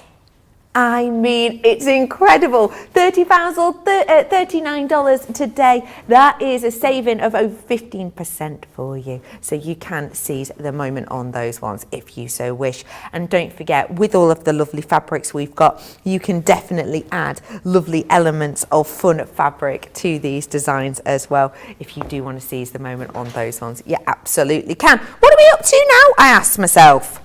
I thought I'd do another template. Yes, Excuse me, frog in my throat, not a teddy bear in my throat. Oh. So we've got, this is the other one. So this is got the dress, the top, the shorts in it, and it's got different ears. So you've got mouse ears in here, you've got bunny ears as well, and you've got some other little things. So you've got a little heart, you've got a carrot, and you've got a little bow as well over here. So what I'm going to do is make the frill top. So the frill top is actually very, very simple to do. Just move that out the way and you can see. So you can see here, you've got, which sort of nested effectively, these templates. So you've got templates within templates to try and use as little amount of extra plastic as possible. So we're trying to sort of be quite clever about the way we do these. So you're going to cut 2 of this large rectangle, and then 2 of this smaller rectangle, and 2 of these straps. So if I move this out of the way, I can show you what I've done. So this is how the pieces will look. So this is this is effectively the frill part, and then this is the actual body of the top. So I've done them in plain fabric so you can actually see what I'm doing. I've already sort of folded over and made a little hem on both sides of these. And then we've done 2 of these, so they're exactly the same. So that's what you start off with. Now, what I found was the great thing to do, we do talk about doing some zigzagging along the raw edges just to finish them off. What I found is if you put these 2 pieces together, then you do a zigzag across here, that finishes off both those edges and it holds everything together. It holds these 2 pieces together, and that's a really good starting point. So once again, you've got your booklet and it will have all the details about how to put everything together. We've given you sort of full detailed instructions about how to produce everything. So it's very, very simple for you. So I've used the pink leopard. Now you were saying, Becky, about you'd like to see a pink leopard. Yes. I heard that you can get pink robins. Did you know this? What? As in Pink like robins, as in bright pink robins. I think they're from Australia. It's true. No, I believe you. I know, good. I believe you. I mean, the clear look of robins. I don't believe you on my face has thrown you I off. thought they were amazing. That's so cool. I thought it was rubbish, but it's true. Really? And they're bright pink. They're not even like slightly pink, they're bright pink. Like your top pink? Yeah. I'm going to have to search that in a bit. I think they're beautiful. So I've put these two pieces together. So I've used, I've done 2 pieces of the frill, and I've finished them off here. And I've done a zigzag at the top here, and I've done the same with that one. So I'm going to put right sides together, and I'm going to sew down these 2 short seams here. So this makes the top. Okay. Crafty Angie said, Becky. Yeah. Which one? Please, can you ask Becky? Yeah. How much material do we need to make the bear and accessories? I have brought 1 each of the bundles. I'm wondering if that means 1 each of the new fabrics. I don't know. Oh no, the bundles. It might be the thingy one. Is that enough, or do we need more? I think, let me just find the back of the template. Mm-hmm.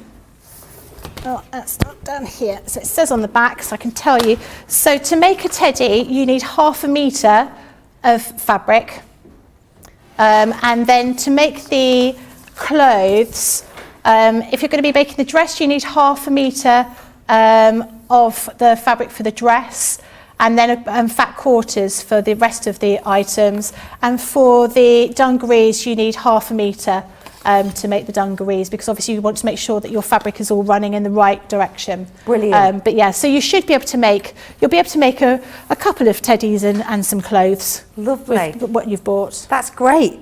Thank you. Do send in a picture, Crafty Angie, once you've done them. Oh yeah, I'd love to see the pictures of what everybody's making. I And hope the everyone saw the names. little videos that the team did of the teddy bears. Yes. Did you see those with them dancing? Yeah, and having a little boogie woogie. yeah, I love that. They're cute. They are absolutely fabulous. Pat has just said, these bears are so stinking cute. They really are. They so are. We're just doing a 1/4 inch seam allowance as normal down each side. Oops. Susie's in on socials now. Hiya, Susie. It's the old switcheroo time. Don't forget, 1/2 hour until Be Creative are on with us. And let me just say to you, if you like stuff that shimmers and glimmers, you are going to adore not only the things we've got on the show, but also the gentlemen's waistcoats. Oh, beautiful. Very classy, aren't they? Very chic. Yes, they are in the room and staring at me. I did also say it when they were out of the room too. So I've sewed those 2 sides together, so I've almost made it. And then what I'm going to do is I'm going to fold it back round this way so you can see. And I'm just going to fold over the top part. So this is the bit which I said I zigzagged together. And I'm going to fold it over about 1/2 inch. Because what I'm going to do is I'm going to run a channel, or use it as a channel to run some elastic through. Now, I've bought some quite thin elastic. I think it's termed beading elastic. It's quite strong. When I was doing the video for this, I was using really thick elastic, and it was a nightmare. So I'm really glad on the video they've speeded it up for me.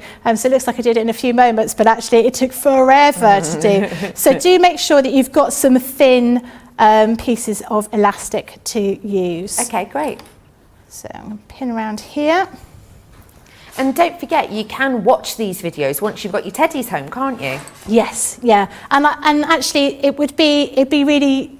I'm going to say it'd be really useful because I did them. No, but it's really useful to watch the videos generally. We do videos for most of our products, and actually I think they're really important because sometimes you'll watch a show and you'll buy something, and I do this as well, and then it arrives and there's other things going on, and perhaps you don't do anything with it for a while, and then you get it and you're like, oh, I can't quite remember how to do that or what to do here, and having a video to watch afterwards is really useful. And then some people are visual learners, aren't they? They need to see how something is made and put together. Yeah. Watching or reading instructions doesn't really help. So this is really good. I've taken off the little extra part of my sewing machine just to give me a little bit more space when I'm putting this around. So this just then goes on a little bit like a sleeve. Do you mean on my sort of sewing where the machine. accessory pack is? You've got rid of that bit? Yes, that's right. got Yeah. you. So most people's sewing machines will have them. I'm actually going to change the foot, because I'm going to change it to an ordinary foot while I'm doing this. Tracy Hopper says, I've just Googled pink robin, and yes, it does exist. Beautiful colouring. It's stunning, isn't it? I didn't believe I it need when to have a somebody told me on another show, and I thought that's a load of old rubbish. But it's so cute. Well, do you know what? I know I am at work, but I'm going to take this as like research, so I am going to have a little nosy. You should do. The last thing that has been Googled on here is the Queen. Oh, Wonder what we were talking about. The Jubilee, maybe. Oh, she's in a lovely yellow coat. Right, pink robin. you wouldn't believe that they existed. They sound like a joke, but they're so pink. Oh my goodness, they are so cute. Okay, so it is, imagine a black robin all over, but little tummy area. He's just gone and met Becky and nicked her top. That's what it looks like. The pink robin is a small bird native to southern eastern Australia. Its natural habitats are cool temperatures, forests. Oh, how lovely, it sounds nice, this. Want to go? I'm not going to carry on with the next bit. But yeah, no, I love that. Hey, look, there's flame robins that are like bright orange, scarlet robins, rose robins. Road robins? Rose, Oh, as I was in, gonna say oh, bloom like a rose, not as in, get off the road. No, rose robin. The eastern yellow robin. Oh, there's loads of them. Hey, up, we're on to something here. We just get the... not that a robin is boring, because they're lovely to see, but we just get the red robins, don't we? Okay, somebody, if you are at home and you've not heard of this bird before, this bird looks like it's photoshopped, but apparently it's not. The lilac-breasted roller, R-O-L-L-E-R. Type that into your search engine right now. If you are a fan of show-off birds, because this bird is showing off a beauty. Can't wait to show you this, Becky. You're going to love it. Is it really good? Oh, yeah. So I thought it was a bit disappointing. You know, when you think of, whenever we talk about Australia, we always talk about the scary things in Australia, don't we? Talk about the snakes, the spiders. snakes and the spiders. We should be talking more about the robin. Definitely. That should be the thing we're concentrating on, because that is lovely.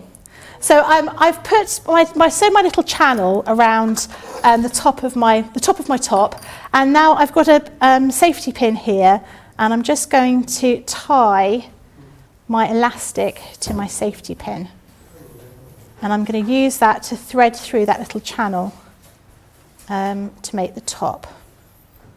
Does make your life much easier doing it that way, doesn't it? Yeah, and that's sort of I woke up. This is really sad. I woke up at about 3 o'clock this morning. I've forgotten my safety pins. And but these are the things that you worry about. And there was nothing I could do about it. When I woke up this morning, I had hoped that I'd dreamt it, but I hadn't.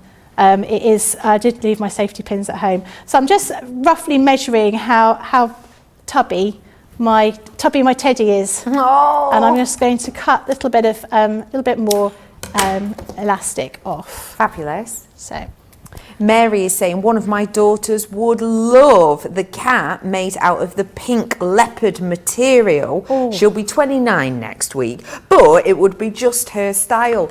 I think that is such a good point. We think of teddies, but they aren't just for young people. If somebody made me a teddy like this that fit into, kind of my style or my home, or was just dead thoughtful, I would love it. is that a hint? Yeah. And it has taken you nearly 2 hours to get it. Is it your birthday coming up soon? Yes, it is actually, 27th of February. Oh, that's a little bit too soon. Oh, right. Oh, sorry, I'll change it. I'll see what I can do. So I'm just threading that through on the elastic like this. So just moving a little bit of fabric through, and then just make sure you've got plenty of this elastic here. What I would do is I'm actually going to clip this so I don't lose it in the top. So we're just going to work our way through this. And this is actually pretty much what we want to do for when we're doing the shorts, that you're going to be putting elastic in the same way. You're going to run a little channel through the waistband of the shorts as well. So no one needs to know how tubby your teddy is. We'll keep it a secret. That's so cute. Oh, look. I'll pull that through. We're just going to make sure we've got an even amount of sort of gathering around here. So, like so. And then I'm going to tie it off. A couple of knots here. God, this is so much easier with this elastic. Than the thicker stuff, yeah. Oh, yeah. Okay, and then you can see you've got a little bit of a frill round here for the top. Now we're just going to put the straps on each side here. So this little top was something that, I was saying about having, what was I talking about? Leg warmers. This little top, I thought, with a pair of black shorts and a little pair of leg warmers and a little headband. Oh, that would be a gorgeously 80s little look to things. So I'm going to put the straps on as well. Oh, yeah. And then if someone did, like, young people or older people did things like, Joe Wicks and stuff, you can bring your little teddy out in the get-up gear and do some, what's the sporty term? One of these. What's that? Push up, yeah. I used to work at a gym. I should really know this stuff. Yeah, it's cute. A little sporty term. I wasn't too sure. I didn't think I meant. Well, you meant push up. I can't do a push up. No. My body's just too heavy for my arms. That's what I keep telling everybody. Yeah. It's hard though, isn't it? It's hard. The show I did a while ago, I said how I wanted to be on Gladiators. Oh, right. When I went to the gym and they sort of said, what do you want to, what are your goals? And normally people go, I want to lose a little bit of weight. I went, I'd like to go on Gladiator. Right. And they were like, okay. What would your gladiatorial name be, please? I don't know. Right, we're going to have to really think about that. Did they have gladiators Yours in would America? have to be captain. I think that's where it came from. Did I'm sure it came from the US. Right. But, so ones that I remember, of course, we had Wolf. Yeah. Wolf. Yeah. Then we had Jet. She was my favourite, so much so that I pretended Jet was my middle name for many a year. Who else did we have? We had Battle Axe as well. Battle Axe is quite a new one. Oh, I don't remember Battle Axe. Yeah, no, she's a relatively new one. She was in like the last reboot. We had Hunter as well, didn't we? Do you remember Hunter? Oh yeah, Hunter, who had muscles the size of my face, didn't he? Absolutely ginormous. Then who was there? Yeah, I think that? it was Ben. Yeah, there's Wolf. Yeah, I liked that. Adam's going, Wolf. Rhino. I remember Rhino as well. I wonder what they're all doing now. Are they still gladiatoring? Do you know what? One of the gladiators, was it Lightning? Was on a reality show the other day that I watched. Oh, really? Called The Circle. Yeah. The Circle. That's the one where they're all living in a flat. Yes. Isn't it? Or a block of it's flats. like a social media thing, isn't it? Yeah. Filmed just down the road from me. Oh, Rhonda's saying, Becky, 27th of February is my hubby's birthday. Hey, well, happy birthday for then, please, to your hubby. I hope he has a fab day. Ron said, I've just looked up a pink robin. Adorable. Pammy is saying the lilac-breasted roller is absolutely gorgeous. It might be my new favourite bird. I know nothing about it, but it spoke to me. I wonder what noise it makes, because that really makes or breaks it for me with birds. Does it? Yeah, there's like, is it the McCoy? I can't think what the animal it is now.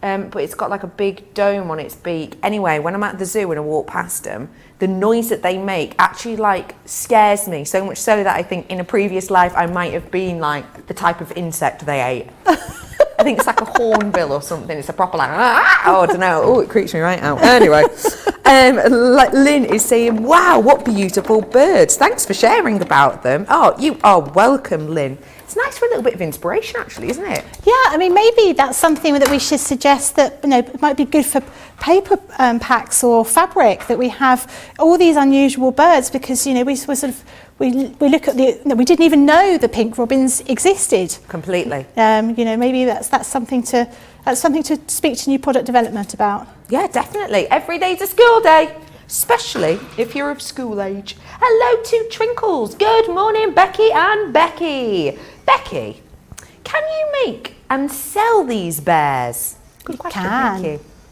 You can. Yeah, and we can make all sorts. Yeah, absolutely.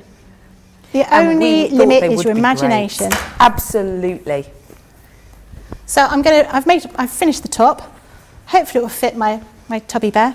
So I'm going to undress my naked bear again, Okay. and I'm going to pop this over. Oh, So I'm hoping this will work. look how cute. Oh, look at this fabric. And this fabric works so well with these teddies because they're small prints, aren't they? Yes. You know, it wouldn't look quite right if you had a full-size leopard print Yeah, you're right. dress on, top on. Oh, Teddy. There we go. Oh, just look. Oh my goodness, I adore it. There you go. Becky, Easy. that is so cute. It's lovely, isn't it? Yeah, I love it. You are going to have so much fun with these. 60% of these bears have found a new home. If you do want to seize the moment, let me briefly remind you what is in here. You've got your teddy bear template collection here.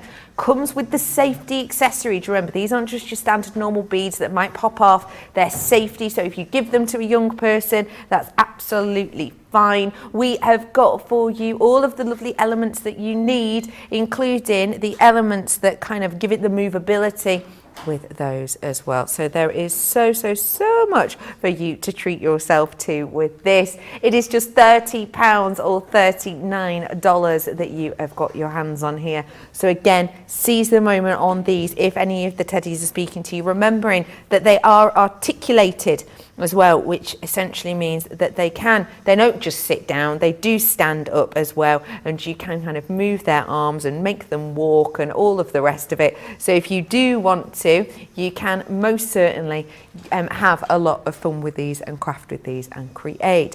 Becky's in with Becky Corner. That was quite Gladiators, wasn't it? It was, wasn't it? In your left corner, Becky. Anywho, Save a Stitch. What do you love about it, please? They're such good value, aren't they? There's some really great things in there. And every time I have a look at what we got on there, I'm like, oh, that looks nice. So I like the look of that. And, you know, I get an opportunity to play with them all. So they're really good value. Absolutely. Now, the first one that we're going to, I will let you know, you've got some over there and I've got some over here. We have got the border quilted pattern guides in this, and we have got the wonderful geometric wave and the decorative panel, the jewel and the hearts. Is that one that you've got? No, I've got that here. You've got that one. So tell us a little bit about why these are so fabulous, please, Becky. So these are really useful. These are thick plastic and they've got a bit of a kind of rough feel to them. So when you're quilting, often quilting is something that's quite difficult to do on your ordinary machine because you can't get those really pretty patterns. This enables you to get some really stunning patterns by using your free motion machine embroidery foot that will come with your machine, or you can buy separately. And you can see there how you get all these different patterns just by using your normal domestic machine that historically you would have had to sort of send away or use a long arm quilting machine to do. So really great for you finishing off your quilts. You could even just do plain white quilts and then do the quilting in a different colour just by using those, making something really, really effective. And they're a great thing for you to have in your sort of arsenal of quilting supplies. This is a fabulous opportunity as they are half price today. And remember, depending on how you layer these up, what order you go in, it creates a completely different look, doesn't it? Yeah, absolutely. So do seize the moment. As well as this, I've got your pattern reference guide as well, and the elements that you need to be able to create this, including the feet and the gloves as well. So we're going to do the low shank quilting collection first. So for anyone who's brand new, Becky, what is the difference between the low shank and the high shank? It's basically to do with your sewing machine. So your sewing machine will tell you, or you can look online with your guide, and it will say whether you've got a low shank or a high shank machine. And it's to do with the gap that comes from the sort of the bottom of the machine or the top of the machine where the needle goes. How big that is. So these are free motion machine embroidery shapes or feet, and they're completely circular. You may find with some machines then the foot that it comes with is more of an oval shape. Those won't work with these quilting pattern guides that we've got. You'll need to have the circular one. So these are what are key things for you to have if you're going to be doing free motion machine embroidery or free motion quilting or using our quilting pattern guides. Perfect. We are bringing that low shank collection to you. It's $29.99 and we've got $24.95. Let's do the high shank next. Yep, so that's exactly the same, just for a different type of machine. As I say, you just need to look online. It will tell you even in your sort of instruction manuals whether you've got a low shank or a high shank machine. And as well as it, of course, it is the whole collection. So it's going for the gloves and the reference guide as well. And the gloves are pretty important for manoeuvrability, aren't they? They are. So they've got like a silicone edge to them. So it means that you can...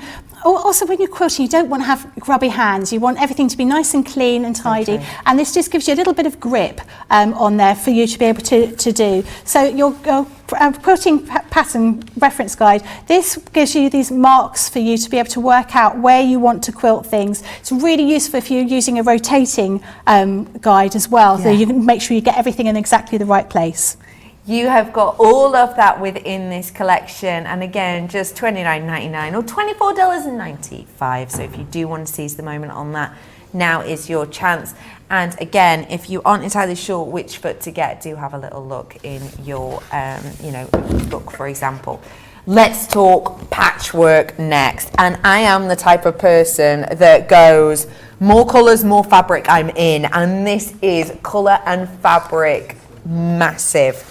So I've got different colours with different details, if that makes sense. So let's talk about the templates first, shall we? So these are little acrylic templates. These are really, really useful. So you've got so many different shapes here. You've got 12 different shapes that you can use, and they can be used together or by themselves. They're thick acrylic, so you can use your rotary cutter. So if you don't have a Gemini machine, you just like to cut things sort of old school, you can use your rotary cutter and the strip rolls that we've got on the show as well in order to cut all of these. Now the great thing about them is that they will have little tiny holes where the start and end points are for stitching, so you can make sure you get your seams nice and crisp. Oh, that's perfect. So with that one, you're going to get the pretty pinks in the one that's on screen. So just to let you know, every one of these has the patchwork pack. Pick which colour speaks to you most. So pretty pinks we've got here for you. You can see those are the different hues you get in. Ocean Wave is next up. Ocean Waves. So this one is your Ocean Waves. That's on your screen right now. Then I've got for you your blues next up, which is this one. Again, they all come with that mini patchwork template.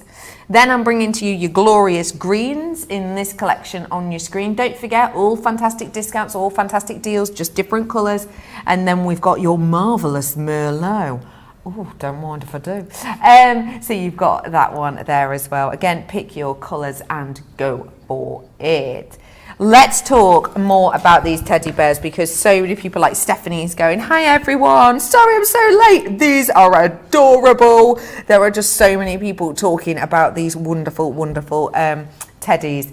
They are something really special, aren't they, Becky? They are. I'm sorry, I'm just going to have to give one a cuddle, because that's what we've been doing all day. I've been holding them like a baby, like almost sort of, trying to sort of burp them.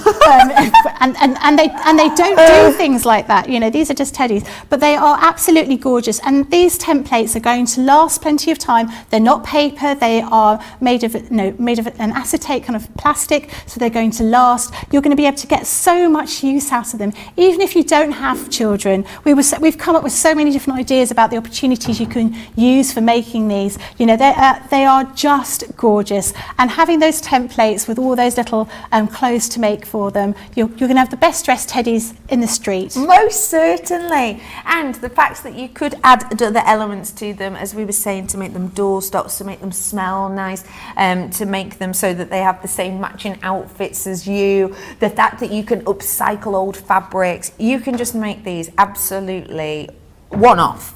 Absolutely, yeah, that's exactly it. And they make these an heirloom item for you to give to people, don't they? Definitely. They are just so adorable. If you do want to get your hands on them, all that you need is in here, including these, which are the safety accessories. They're important, aren't they? Yeah, they are. I mean, you don't want to give these to small children for them to pull these out. These are not going anywhere once you've secured them. Absolutely. So today it's £30 or $39. Becky, thank you so much for these. You're heading home now, aren't you? I am, yeah. Maybe with one of these. Yeah, maybe. We have got so many more treats. Do not you go anywhere, because we've got Be Creative coming up, and we have got some serious kind of like groundbreaking tools and fabulous demos on the way. I cannot wait for you to tune in for that, and that's with Gordon and that's with Justin. Don't forget £5 Friday on the website right now, so if you head on over and have a little look in that top bar, you'll see a little click in there. You'll be able to treat yourself to some £5 deals. So we've got like paper pads on there, we've got a goodie bag on there as well. I know they're going out fast. We've got some like tools and like consumables you might need to stock up on as well in there, so it's well worth going and heading over. Just remember, whatever you treat yourself to, get it checked out so that you can sit back, relax. We're going to be back in a matter of minutes with the lovely Be Creative, so check out your baskets. Becky, thank you again. We'll see you on the other side of this short but informative break.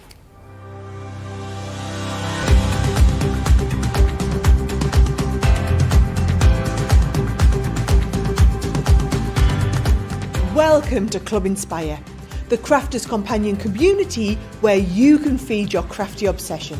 Join our fantastic loyalty club today and receive 20% off your first order. We'll also give you 250 points to help get you started.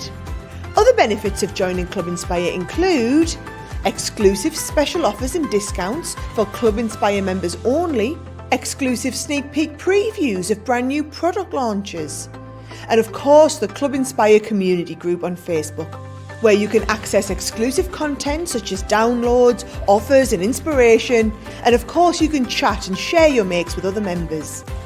You'll receive 1 point for every £1, $1 or euro you spend, and the more points you receive, the more benefits you'll unlock. So what are you waiting for? Sign up, join the club and start rewarding yourself today.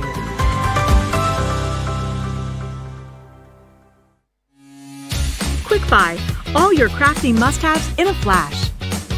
Make light work of intricate and delicate die-cutting designs with the Pokey Tool from Crafter's Companion, an absolute essential part of any paper crafter's kit. Its precise tip has been designed to release the tiniest pieces to reveal your finished results with absolute precision. And to make sure your finished project is perfect, each Pokey Tool has a rubber tip protector, so there's no risk of damaging your die-cutting design or yourself. The Crafter's Companion Pokey Tool is such an essential craft item, we've included 2 in each set. Quick Buy, get yours now.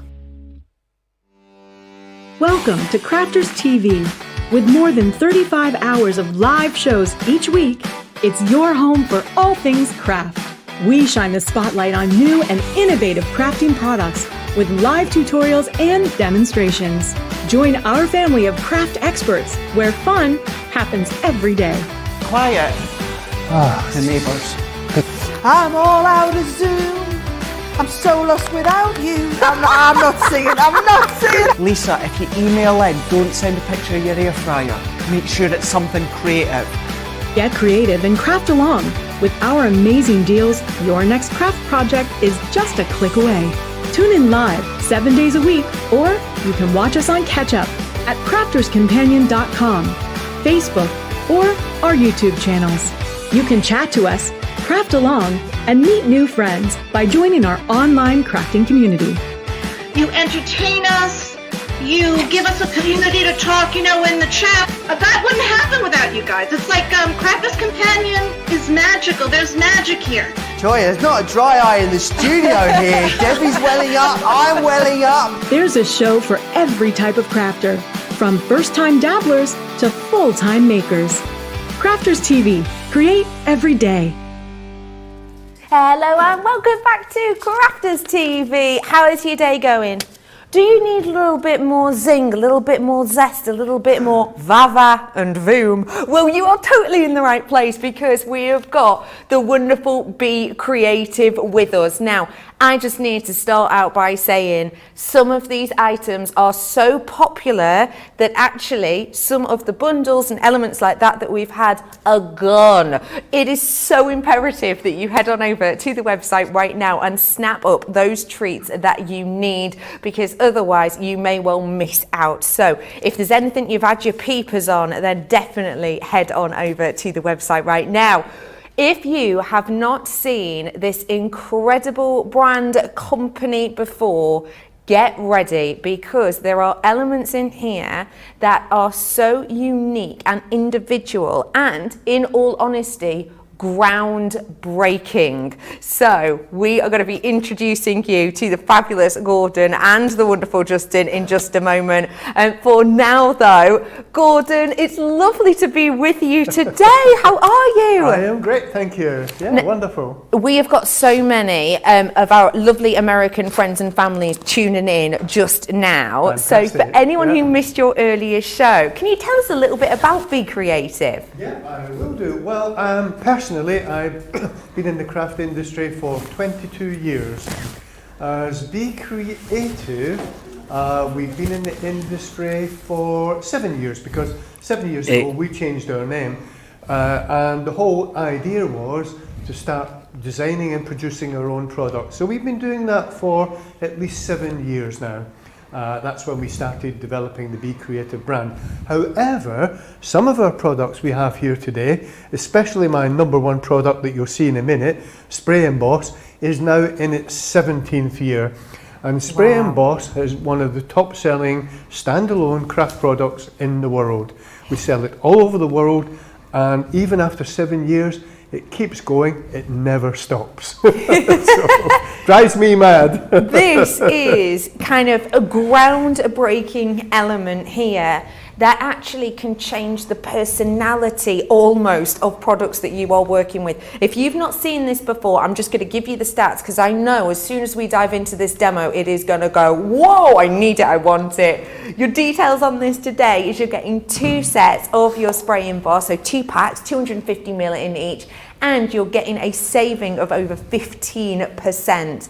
So whilst you're adding that to your basket, let's have a little look at our first demo. What are we up to first, Gordon? Right, well, the first thing, we're going to start with Spray Emboss, because I know all you people in the USA, most of you probably never heard of it before, never seen it.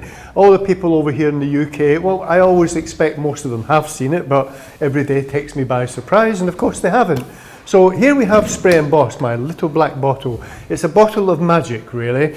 And what does it do? So if I go turn the clock back 17 years, we were in charge of launch of Spellbinders in the UK and Europe. And in those early days, we were trying to emboss the most extraordinary things, but it wasn't easy. It just wasn't easy. And then, of course, the dies became very complicated, and we found out that cutting them wasn't easy either. And we all have a lot of dies at home that are so difficult to cut that we end up giving up with them. We'll throw them in the drawer, or maybe we throw them against the wall now and again, but we just give up on them. So the other thing I've seen over the years is a typical die cutting machine. I've seen people cutting their dies at the side, in the corners, everywhere, but in the middle of the machine. I've seen people add unbelievable amounts of shims to the machine. Magnetic mats, metal plates, everything. Now, if that's part of the machine's instruction, that's fine, that's okay. But if it's not, you have to ask yourself why you have done it. And over those years, I have seen hundreds and hundreds of machines break. But people are doing those unusual things. But in all honesty, you're only doing it because you're desperately trying to cut the dies. Now, I haven't broke any machine in 17 years, not one. And I cut my most intricate dies right in the center of the machine. So how do I do it? Let's start with that and I'll show you. So I'm going to show you this first of all. This is my most intricate die. See that there? Yeah, that wow, lattice that is die? intricate. It is a nightmare to cut.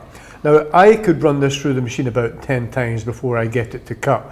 And of course, nobody really wants to do that. Now then, the other thing is, with a die this intricate, you would not necessarily use card that thick, okay? Because you know it's not going to work.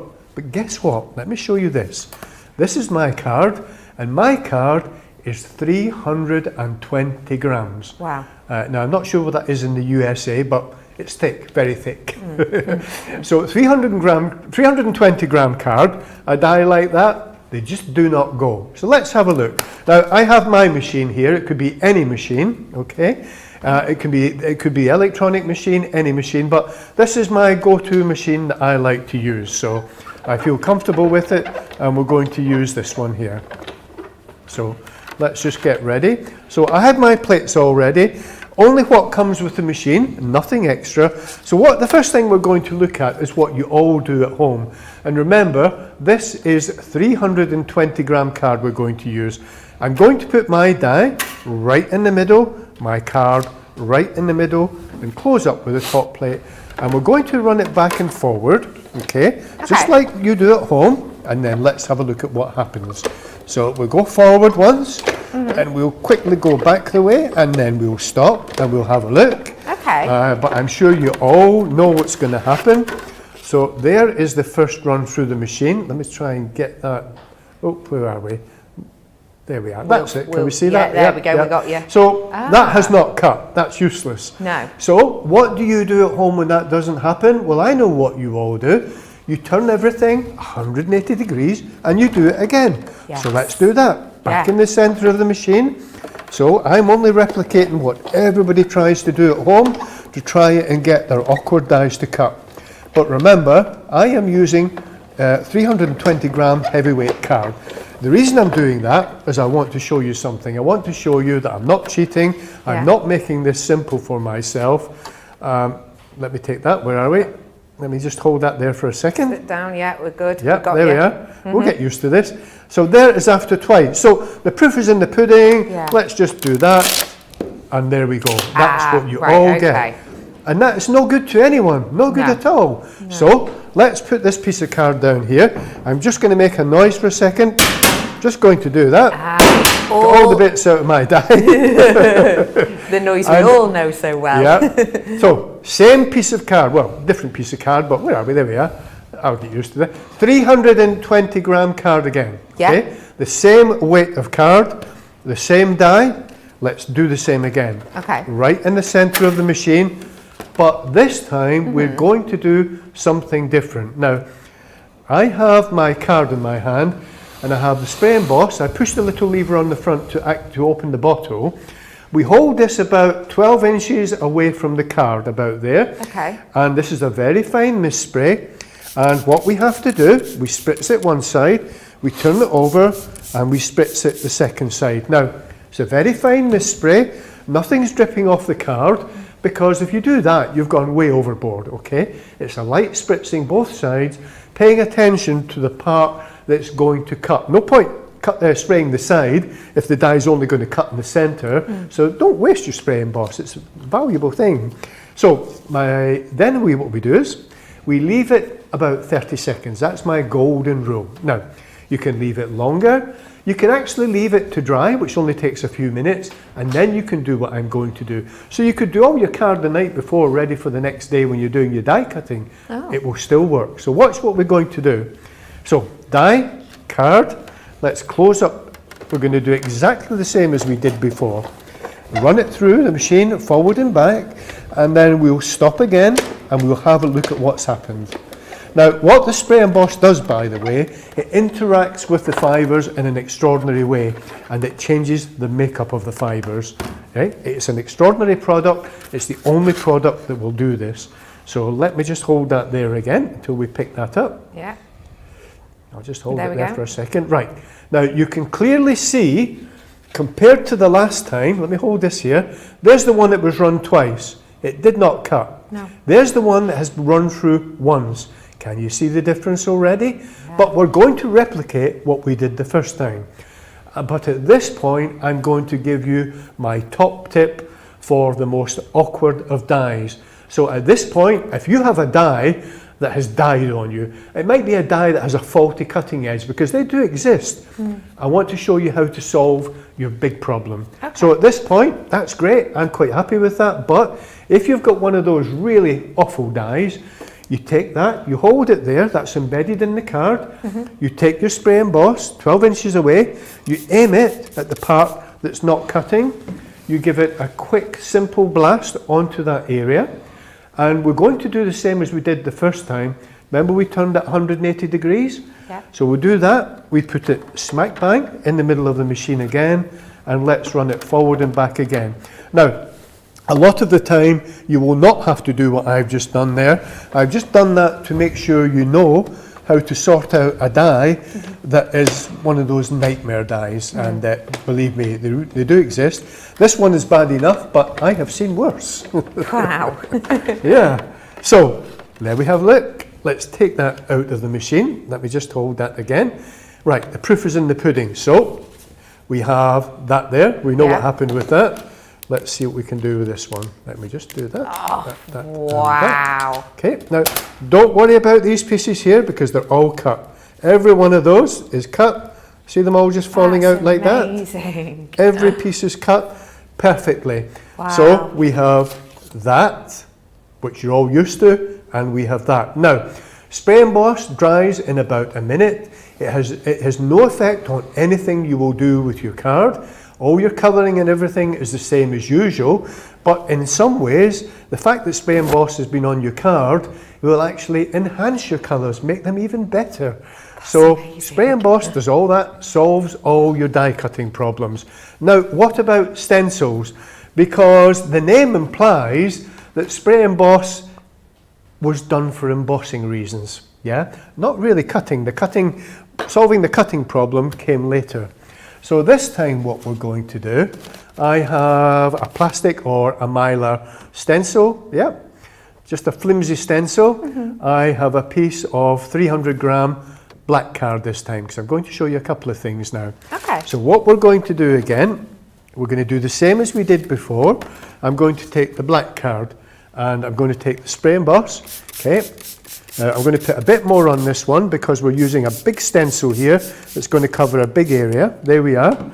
It's still not much. If I hold it up, you can hardly see the spray emboss. Yeah. And it's not dripping off the card, because it's an ultra fine spray. It goes a very long way. So you don't have to worry about that. Do not saturate the card until it's dripping. Do not waste your spray emboss. Right. So we've got our wonderful machine here again. I'm going to swap it over this time. I'm going to take my stencil, put it on the base plate. I'm going to cover over with our black card, but this time we're going to put the embossing mat on, because we're doing an embossing stage, not a cutting stage. So we'll put our embossing mat on the machine, and we'll just do what I normally do, which is forward and back once again. And I want you to look at the depth of the embossing. So remember what I said? I think this is actually 290 grams, this black card. Okay. So it's still a fairly heavy weight, not quite as heavy as the white card we had a second ago, but it's heavy enough. So I'll take that off, remove that. Oh, a couple of bit of white cards from the last time, but that doesn't matter. Let me hold that up for you. Now, now I'm going to have to jiggle that in the light, because it's black card. Can you see the depth of the embossing? Let me turn it over. Yeah. You can see the deboss side as well. Wow. So this card is deeply embossed again. The embossing is up to 3 times deeper, because we've used the spray emboss. The spray emboss again dries within a minute, and your card is ready to go. So I can use this card right now. So what we're going to do now, I'm now going to take my emboss card. I'm going to find my glasses. Always need them for the intricate bits. I'm going to take my stencil, and what I'm going to try and do, this is always difficult lining it back up, you know, you need good eyesight for this. Right, there we are. I've got my low tack tape, so I'm putting the stencil, laying it back over the deeply embossed image we just created. I'm going to take a few pieces of my low tack tape. I'm going to tape the stencil over the emboss side. Just make sure that's still in place. So we'll just put a piece of tape each side. Perfect. And what we're going to do next, we're going to use the twilight paints, okay? And I'm going to show you something extraordinary. The twilight paints, there are 6 different sets in twilight paints. They are packed full of pigment. As much pigment as we can possibly get into a paint. They sparkle, they twinkle, they're incredible. But I'm going to show you something unusual because we're going to use them on black card and watch what happens. So I'll just leave that there. Now, you do get a set like this. This is one of the sets just to show you. Yeah, and you get 6 colours in each set. Each little paint comes out like that. They're on their own little palette, so you can take them out and use them individually, and you get a wonderful water brush as well. 6 sets to choose from. This particular set is the iridescent set, so you can imagine what I'm about to do on black card. I'm going to use these. Now, you people in the USA, you are used to seeing sparkling paints in the past. I know that. But if you remember them, you will remember that you always had to virtually fill the little pot full of water, let it stand for 5 minutes before you mixed it in to try and pick up the pigment. Well, we're not going to do that. We don't have to do that with the twilight paints. So what we're going to do with this stencil, I'm going to take a piece of tissue like that. Okay. I've got some little pieces of sponge in a bowl here. I'm just going to take them out. Let me just take them out like that. I'll wring them out. I want to get virtually every piece of water. See those little sponges? Where am I? Let me try and get, there we are. See the sponges? I'm going to hold them like that in my tissue. Whoop, I let them drip on there. That's not good. I'm holding them in the tissue, doing that. And what I'm doing is taking all the water out of those sponges. I want them basically only just so wet and no more. So what are we going to do? Right, I'm going to take that there. We're now going to take our little sponge. I don't want water dripping out the sponge. The reason for that is the water will seep under the stencil and we don't want that to happen. So we take our little sponge, we can take each little palette out like that, but we don't put water in them. Watch this. Let me show you how good these are, how much pigment is in them. I basically rub the sponge on the surface like that. Yeah, I'm just rubbing it on. Let me turn the sponge over. Instantly you can see the pigment coming on the sponge. Yeah. We do not have to fill these with water. We then take our little sponge, take it to the stencil and start dabbing all over. Yeah, I'll just hold my little paint there. Just keep dabbing lightly all over.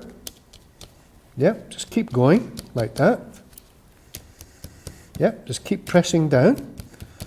I hope you can see the pigment coming off. These are pigment rich. I say there is much pigment on these as we can possibly go with a paint. But it's the sparkle and the twinkle that makes them very special. So we're going to go with about 3 colours here, and then I'm going to show you the end result and show you how good these are. Fabulous. So that's the first one. We'll do that one. I'm just going to get a tiny bit of water on there because the studio lights are going to dry these out pretty quickly. I'm going to take this lemon colour here, the iridescent lemon. Okay, again, I'm going to rub it like that, rub the little sponge like that. Okay, just pick up the pigment. See the pigment on the sponge? Where are we? Whoop, hold on, you. there we There are. you go. Pigment's on the You sponge. can see it. So again, let's take this. This colour should show up very well. Oh, wow. Can you see that popping out? Yeah, it looks Now, great. you look at that on there. When you look at the actual paint thing, Yeah. and then you look at the pigment coming out of it, you would not believe that that colour is coming from this. It's amazing. So we just keep going with this through the stencil. Oh, it is so busy on our website right now. Loads and loads of you checking out. Elijah is saying, so glad I've bought these Twilight paints. Can you paint with them normally as well as the techniques they're you're fantastic. doing? But you only have to touch it with a little bit, tiny fraction of water. You pull out the pigment onto your craft mat, then you press a bit more water out of your water brush, and they will go such a long way. The pigment in these is extraordinary. That's what makes them very special. Can you see what I'm doing now? See that gold colour, how that's popped out? So let's go with one other colour. What am I going to go with this time? I'm going to pick this lilac colour here, this iridescent lilac there, that one. So let's just do the same again. Let's rub our little sponge. Let's pick up the pigment. These are extraordinary. The amount of pigment in these is amazing. They will go a very long way. So yeah, you've got the water brush there to paint with them. If you're that way inclined and you're good at doing that, you can do some extraordinary things. Or you can use my little sponge technique, which I'm doing here with the stencil. So let's start adding a touch of this violet colour, and then I'll hold this up and let you all have a look. So we've used 3 different colours here. I'm only tapping on this gently. Don't tap too hard, because if you tap too hard and there is any excess water in your sponge, obviously it's going to leak under the stencil, which will not look very good. No. So we don't want that. Yeah, so I'm just going to finish this one off like this. And look how quick I did this. It didn't take any time at all. Yeah, just do that bit there. Just make sure we got that bit done, like that. There we are. Put my little sponge in there. Let's do that, get the pigment off myself. And let's do the big reveal. So undo the low-tack tape very carefully. Do that. Oh my that. Come on, come off. There we are. Let me hold that up there, like that. Oh wow, look at and that. Let me shine it. Look at the shine on that. Let me really pick it up. See that? Yeah. Now then, I don't know, you people at home who are looking at this at the moment, I wish I could play a little game with you here, because I'll be asking you now what you think, what else you think this looks like. But you can't answer me, so I'm going to tell you. Go on. To me, and lots of people who see me doing this live, lots of people will think I've used gilding flakes to do this, because that's exactly what it looks like. Look at that. How easy was that? We used a little sponge. We only basically touched on the surface of the paint to pick up that much pigment. We hardly used the thing. We did not saturate the paints with water, and that's what people have seen in the past. I know that. These paints are almost the opposite to what you have seen before, and you have 6 sets to choose from. I just happen to use the iridescent set there, but all 6 sets are equally good. I couldn't tell you which one's better than the other, because they're all equally as good. Yeah, and they all have different personalities. There are so many of you messaging in. We have got absolutely loads of you saying that you have grabbed some of these. I love that Dana is saying, I love his voice. Cindy is saying, Gordon, I believe that your voice alone could convince me to buy your product. Woo! Oh, you're a minx. I love it. We have got so many people. Gilmore is saying, I love this demo. Samantha is saying, I wonder if the spray and emboss, does it make the paper go wavy? No, it doesn't actually, no. Your card and paper flattens quite easily, because remember, the thing is, we hardly use any. Remember what I said to you? It's a very thin spritzing on both sides. You can spritz again a second time if you want to, depending on what you're doing. But you don't have to use much. The whole point of spray emboss, you use very little, and you only pay attention to the area that you're going to use. What's the point of spraying the other part of the card that's not going to be used? You're just going to waste your spray emboss. So no, your card is perfect when you're finished. It's not like using water. So water and card doesn't go. The two things don't go together. Spray embossing card, perfectly together. Match made in heaven. And if you do want to add a little bit of a special je ne sais quoi, let me bring to you your Twilight watercolours. So we've got set 6 on your screen right now, which is this dynamic, neon, exciting set of colours. I wish I could sort of just step into your living room and show you these in real life, because they are exemplary. This one is really bright, fun, fiery. If you did have a little look before at the lilac-breasted rollerbird that I told you about, these are those colours. Exotic animal beauty. Fabulous one for you there. $14.99, $21.74. So as well as that, I have got for you set 1. Now set 1 is your metallics, okay? We are talking your old golds, your Indian golds. We're talking rose gold, antique bronzes you've got in here. Almost like platinum, titanium silvers in this as well. If you love your jewellery, then this is definitely a one for you, especially if you like doing vintage themes. This could be pretty special. That's number 1 set for you. I've also got the second set, which is what Gordon was working with earlier on. Now, this set is the iridescence. I love the lilac in this too. Just as a reminder, each and every one of these comes with your water brush within it, so you don't have to cross-contaminate, which is brilliant. And then these incredible colours that brought that black paper to life. Again, iridescent set 2. Let's go on to your third one now, because for me, this is like your jewel colours. I'm looking at this and I'm thinking of different gemstones. I'm thinking of your amethyst, rubies. I'm thinking of your jade and your malachites. I'm thinking of almost like your tiger's eye colours if you pair those two together. You've got your aquamarine here. You've got your onyx colour. Really beautiful colours here if you like rich hues and you like your jewels. So that's a great set for you. Let's bring to you set 4 now. Set 4 that I've got for you here is almost like kind of your delicate baby colours in a way. But when I say delicate, I am still talking about that high sheen glimmer. You know, they've almost got a pearlescence to them that really brings luminosity to your work. So again, set number 4 here. I think these ones would be really nice for kind of worldy vibes. You've got almost sky colours and aquatic colours in here. $14.99, $21.74. Do message in which one's your favourite colour pack. Tell us which ones you're buying. We'd love to hear from you. And then I've also got for you your set 5 as well, which is that beautiful bright array of colours. It just is joyous and joyful. Great for flora and fauna. If you are inspired by nature, then this is the one for you. It's a beautiful hue. Okay, half of the stock is now gone on my spray emboss. Half of it is gone. If you do want to seize the moment, you do have to be pretty pronto on this, because I'll be honest, we knew it would be popular. So we got a decent enough amount. The fact that half of it is gone, the phone lines have just absolutely lit up. I am bringing to you your spray and emboss double pack, 250ml in each of them. You saw that wonderful demo there, but there are so many other wonderful things that these can do. But of course, as always, they can't do anything if you don't get them home. We've had a few questions about the spray and emboss, which I will throw at Gordon, gently, obviously, in a little bit. But yeah, if you do have any questions, absolutely seize the moment on these, because that is half of the stock gone.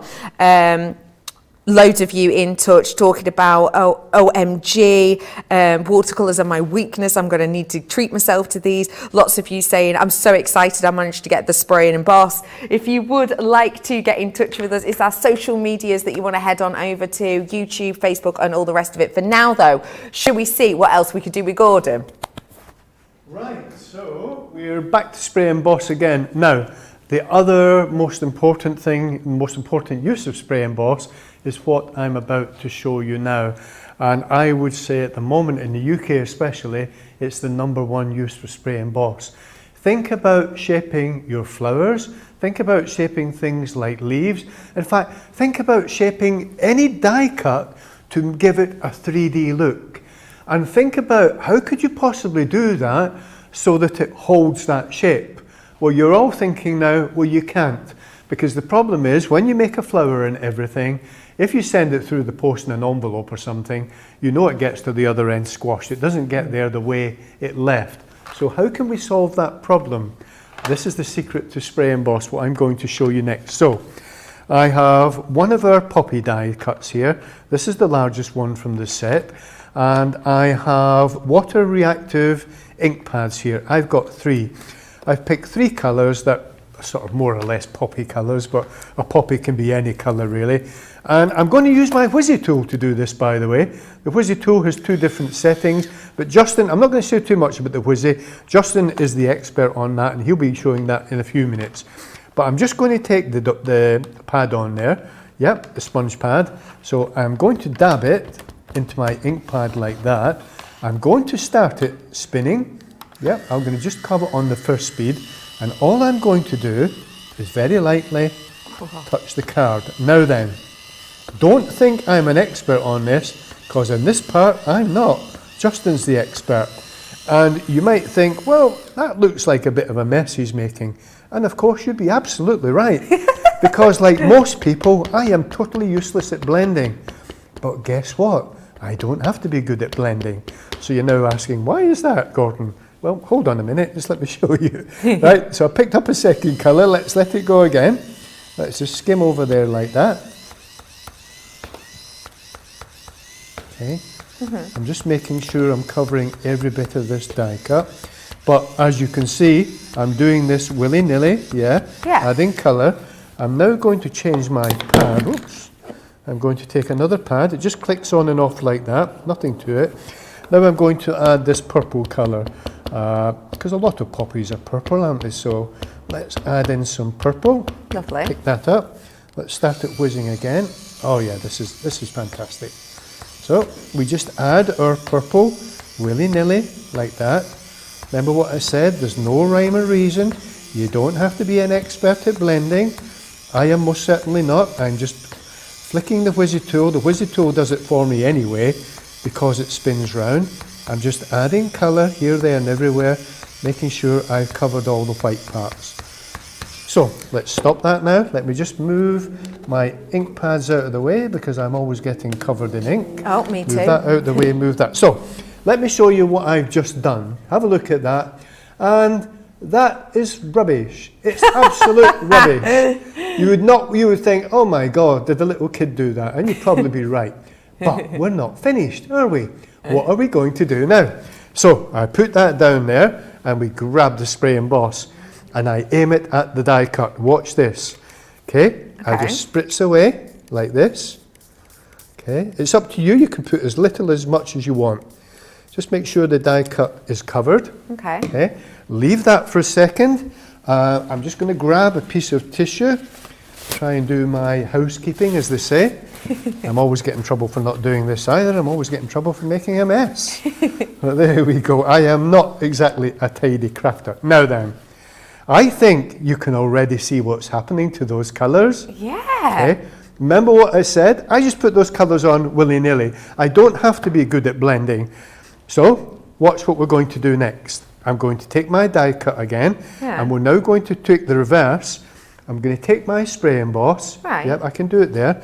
And I'm going to lightly spritz the reverse as well, okay? And remember what the golden rule was of spray emboss?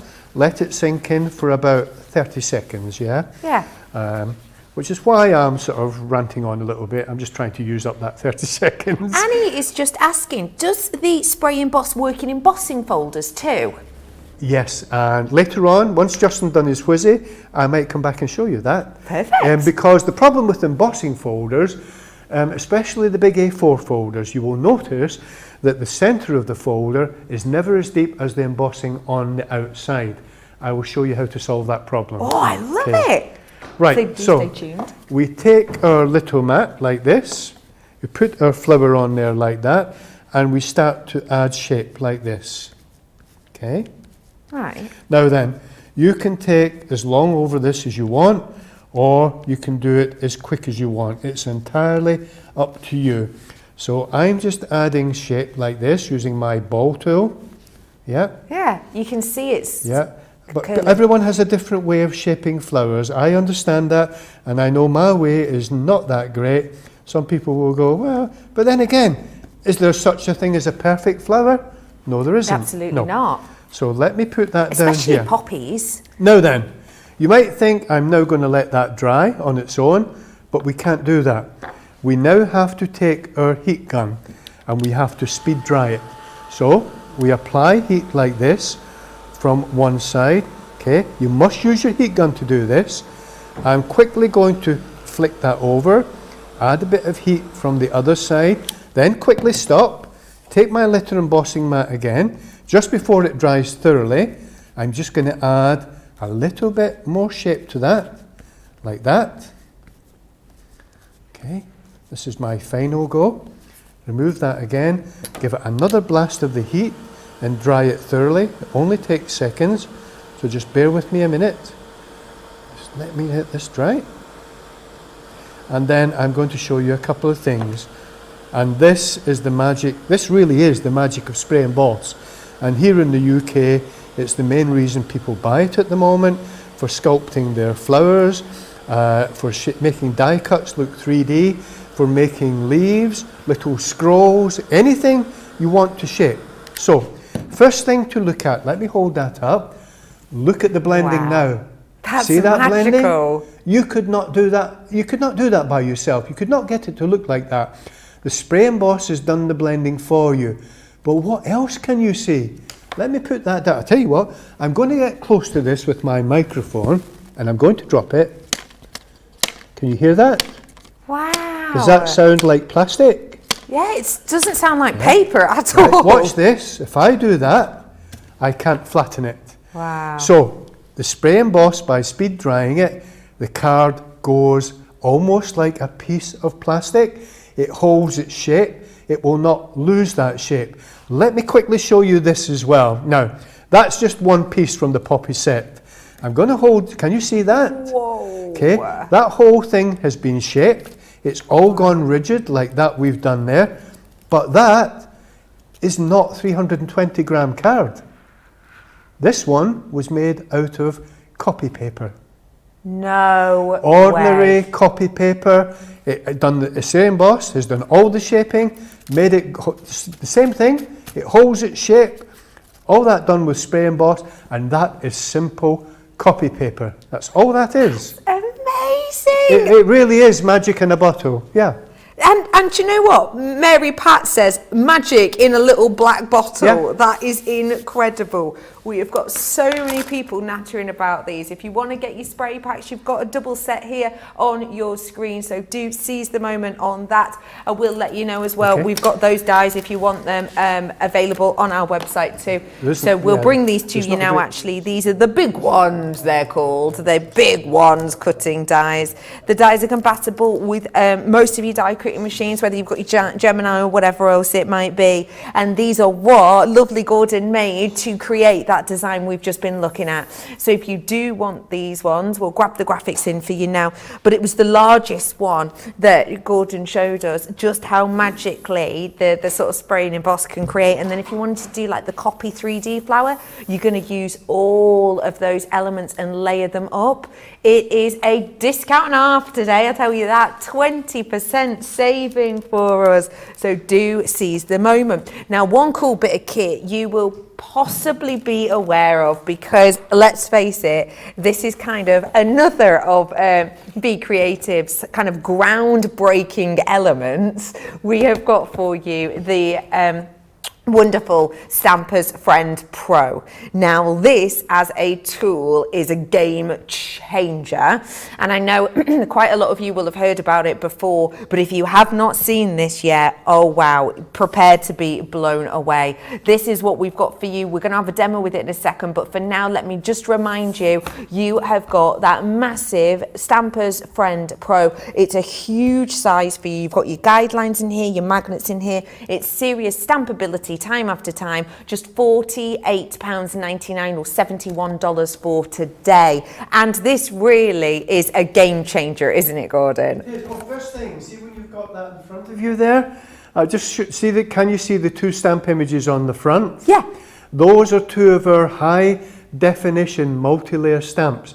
And I will let people know they are the most extraordinary stamps you've ever seen. They look like photographs when you stamp them, and they will be here next month. Way! Oh, exciting!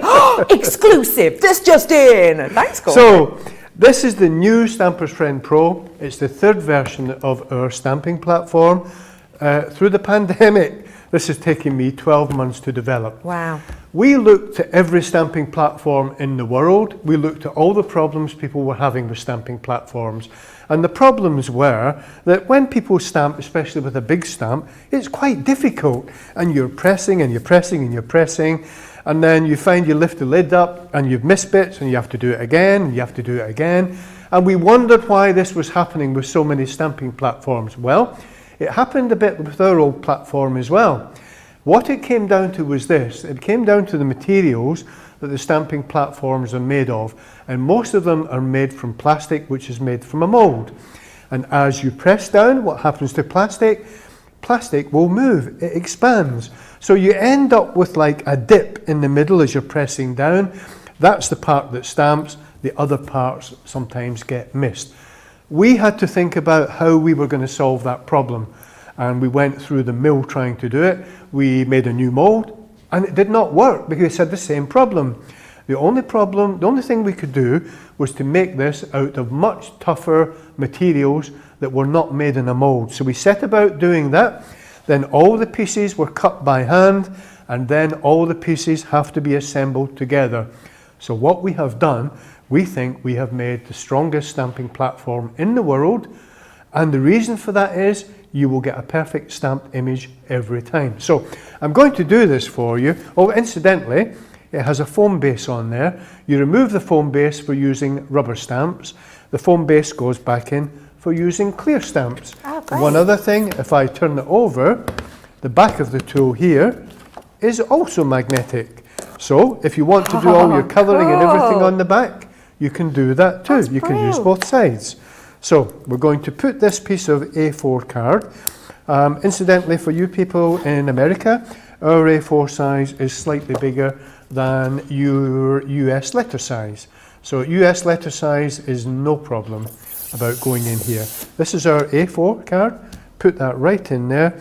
Hold it in place with the 4 strong magnets like that. Now, we make some of the biggest stamps you've ever seen. They are 7 by 7 in size. Wow. So they're perfect for making the background on an 8 by 8 card. We make quite a lot of those and people love them.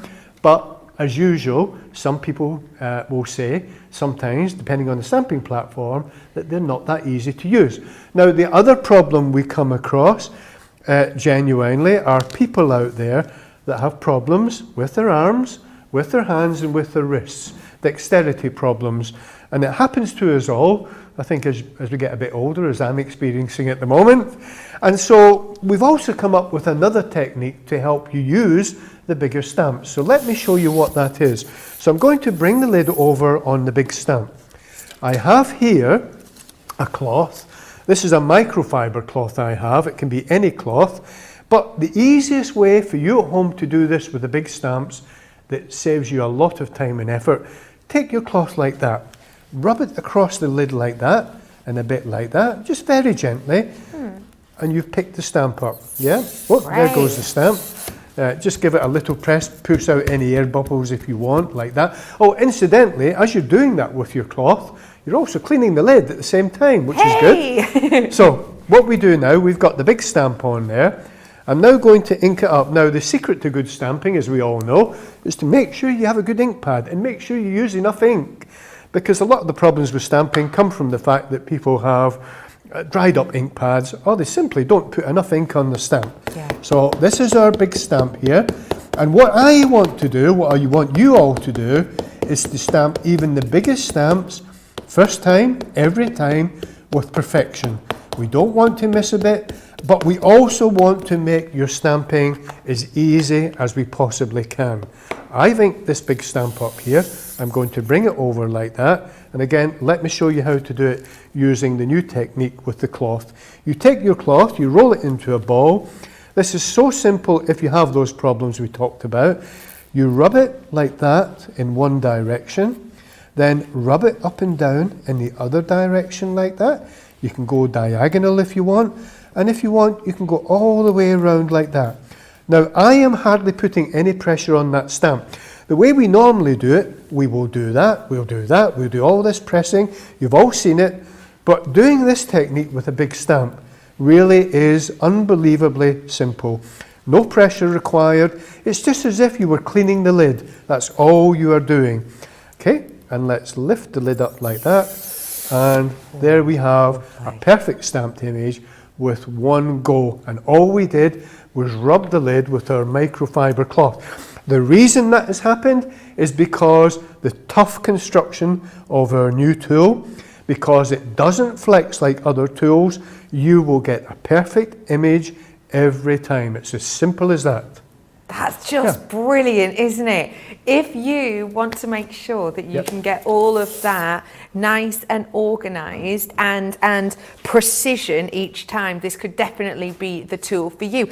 And actually as well, because it is so easy to use, this could be really cool for someone who's maybe just breaking into stamping as well. So if you do want them, absolutely feel free. And if, like me, you love a good stamp, I've got some stamps for you. Now and I've got some samples as well. Woo-hoo! So let me bring to you first off your A5 Field of Poppies set. This is 3 stamps that you are getting within here. So you can see you've got your really large detailed one here. This one you're looking at around about 90 millimeters by 180 millimeters. So that's about 18 centimeters. And then you've got your slightly smaller ones. But look, at the kind of things you can create with these. Isn't that stunning? So this today, discounted for you, you're saving over 15% on that one. So that's there for you. I've also got for you your Wings of Nature. Now these ones for all of you animal lovers. If you are a twitcher, a bird watcher, then this is definitely for you. I've got bumblebees in here, butterflies, and just look at how fabulous does that look? Because, you know, they look so intricate, but you've been able to do them just with a stamp. Again, discounted today. You can get this full set for a tenner and we'll give you some change. 10 elements within there today. Now this one I think is great for anyone who in your family is perhaps a bit of an engineer, anyone in your family who loves nipping off to their tool shed, anybody in your family who loves a bit of DIY. We have got for you your tools of the trade, and there is so much in here. You have got things like your round nose pliers in here, great for jewellery makers. You've got things like your tongs in here. You have got cutters in here. You've got saw frames. You've got hammers. You've got everything you can set your mind to within this for you to create. Just look at how great that looks. So many here. A great unisex stamp that, you know, I always think it's a bit weird to say some stamps are feminine and masculine, but that's really nicely unisex, that one. And there's another example I wanted to show you. Let me bring to you now your Liberty Collage. For all of our American friends, this is our final stamp for the show for you today. This one has got a beautiful detail, and I've got to show you the types of things this can make. Vintage style, but also look how great for the 4th of July. Choose which ones you love, add them to your baskets now, and get ready for more inspiration. Do check those ones out whilst you have the opportunity to do so, because they really are special. Now, so many of you were loving Gordon's fabulous demonstration with the Wizzy tool, and you'll be glad to know I've got another demo coming up with the fabulous Justin in a moment. For now though, let me show you exactly what you're getting with your Wizzy tool. So this pack includes one of each of the different attachments that you get within this, and it is your starter set that we have got for you here. So let me flip it around so you can see. You're going to get the handheld tool here, and don't forget, this can help you blend, it can help you paint, it can help you with your ink, it can help you with kind of textures and details and brush heads you're getting in here. All of these different heads you've got, and they will do different things, give you different looks and designs. As I said, we're going to have another demo on this in just a moment. I've also got your extra heads as well. So you have got the chance to have your different heads. You're getting a pack of 3 here. if you're anything like me, don't forget, you don't have to have one for every single colour that you have in your ink pad, but think about, you know, do you have a lot of cool colours? So maybe you want one for all of your blues, one for all your greens, one for all your reds, one for all of your yellows, etc, etc, etc. There is a discount on those ones as well today, so do seize the moment. We have got the Wizzy tool. 3/4 of the stock have gone on this already, so now is your chance to seize the moment. I'm going to be honest with you, we've got another show coming up at 7 o'clock. We highly doubt at the rate this is selling out that it will still be available then, and probably even less so when you see the lovely demonstration that we are going to have. And the thing is, I've not seen the sort of finished result of this, but the way that it was described to me, I'd literally had like stars in my eyes. This wonderful gentleman said words such as sparkle and shimmer, and I was sold. It's lovely to welcome again Justin. Hi, Justin. Hiya, you alright? How's Becky? Good, how are you getting on today? Not too bad at all. It's been an exciting day. It's a fresh start, and then everything is just going brilliant. Now, this tool I know is really close to your heart. For anyone who's never seen it before, why do you love it so much? Okay, I love it so much because it's so much easier for you when trying to do more than one color blending or single blending, and then especially if accelerating problems as well, and that is perfect for it as well. All because the tool whizzes around, and that is why it's called a wizzy.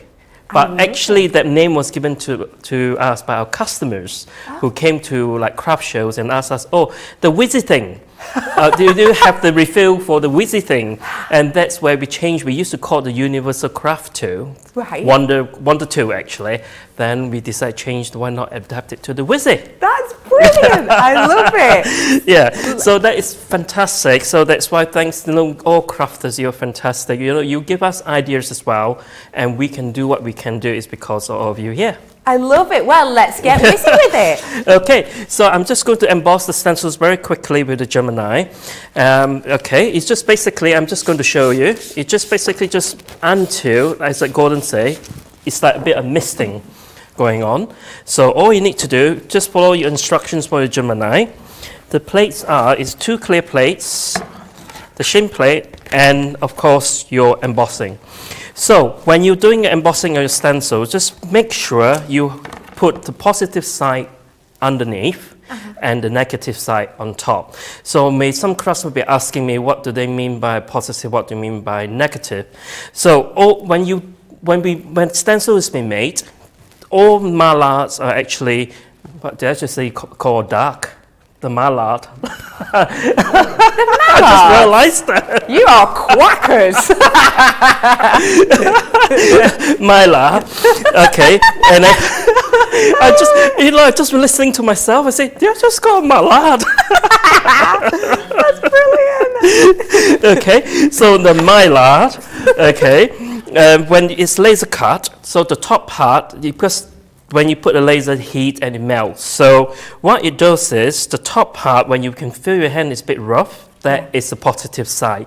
The negative side is where everything is nice and smooth, especially when you're doing, because sometimes what happens is you must be wondering what happened when you're doing your stencils, and then or sometimes it sips under. Yes. Okay. Yeah. That happens is because you put the positive side on the bottom, and that enables it to sip through. That's brilliant. So all you need to do is just put it there and put it right in. Oops. That's really handy put to know, everything because I know nice that and quite a straight. few of us have done that at home before, so that's really useful to know, isn't it? Yeah, it's just something that I play around and look at it. So why sometimes my blending is perfect, sometimes it's leakage around, which is, I'm quite don't exactly like that. So then I realised that's what happened from That's that way. genius. That's So a really good tip. basically, with the spray emboss, will give your stencil a much deeper emboss, which is, this is the mandala, sorry. Medallion. Oh, whoa! Oh my That was goodness, it. look at the depth of this. Yeah, so that is just perfect. So basically, it just gives you that, then that's the emboss side, and that is the deboss side, if I can get the hands. Whoa. Okay, so it does give you a much deeper, and mind you, this is a 7x7 stencil. It's not a 4x4, 5x5, or 6x6. Wow. So, okay, so once you finish with this, okay, that's where the Wizzy 2 comes in. Okay, So all we need to do, just put it in there. And just make sure everything matches there in a notch. If not, just turn that around and then just start matching that. Okay. If I can, you know, sometimes, even though you have quite good eyesight, things does happen, doesn't it? Oh, you are getting so much love on social media. Lots of duck puns coming through. We've got Pammy saying, I just adore Justin. He's so funny and sweet. I don't think I've seen quite as many love heart emojis as I have in the last sort of hour, to be honest. I don't exactly know what I've actually done here. You see, we crafters sometimes don't exactly know what we are doing. Yeah. Do we? Okay, I think I just need to change my stance. I don't think I got it quite right. I'll just use that part. Oh, we've all been there. I do apologize. All been there. And then, of course, I was said put on your safety tape, which basically is just your removable tape. Because safety tape here, it helps you to make sure everything goes right. So, let me carry on. So, I'm going to use is plum jam and midnight blue. Ooh, nice. Yeah, midnight. So I'm going to want something to be quite dark in that area. Then I'm going to add some nice little shimmers on.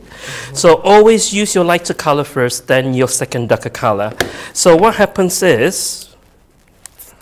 Have we given you a brand new one there? I know, I forgot to bring mine, and you're so lovely. You give me one back. Yeah.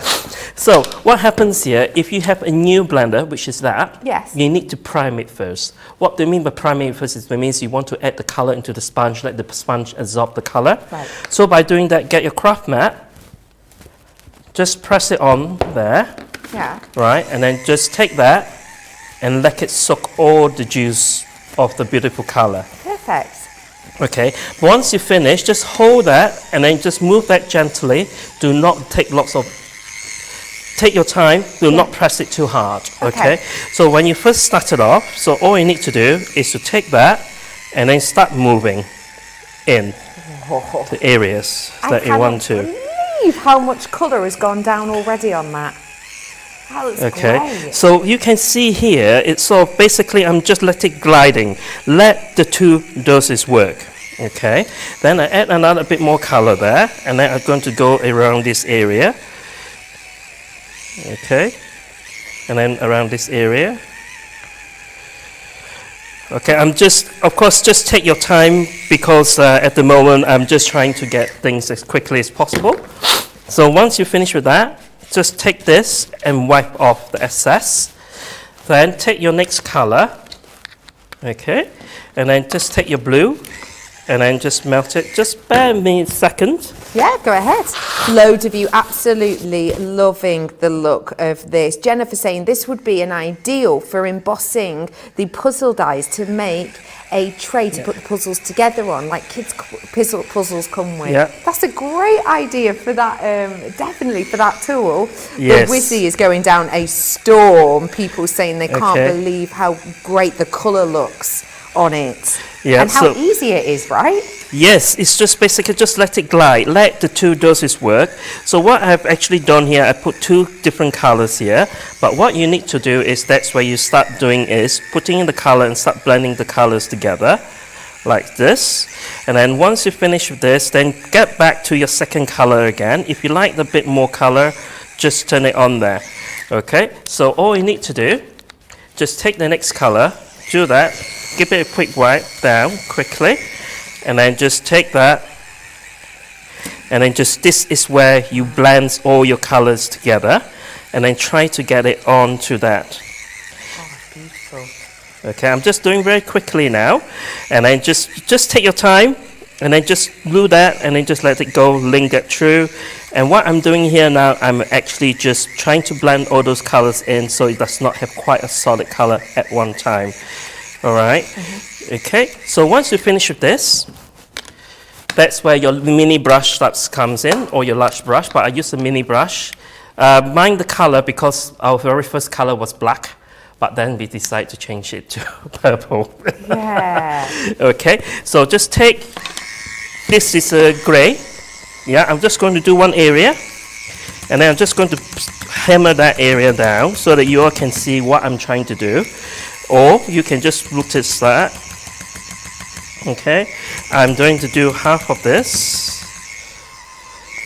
And then all I need to do is to just take that. Please do not mind the other half of my stencil. Okay, so, all right. So once you finish with that, and that's where you can see the other half. Oh my Can you see goodness! the silver, which I use the brush, just give it a nice distressed look. I love it. You just created that in like less than 2 minutes, and look how stunning it is. Okay, listen, if you have just joined us, you have got to be so quick because this tool and these are so close to. Okay, it's officially limited stock now. That is official limited stock on the Wizzy tool starter set. You have to be in and quick on this, gentlemen. Thank you so much for that. You're back with us later. Yes, what can we expect? Yes. Of course, I'm going to give you all more tips and handle how you can use the Wizzy tool, and then I'm going to use some stems. If there's no Wizzy tool left, I'm going to use the flower, the lily bundle, and the peony, and I'm going to paint it with the twilights as well. And then that's why everything in. And then if anybody need anything, just pop in and then let us know any questions at all. And then of course we'll do more videos as well to show you how to get the Wizzy tool done and everything as well. Yeah. Oh, Gordon and Justin, you are fabulous. They are back with us in a matter of hours. It is 7 o'clock. Do not forget to leave.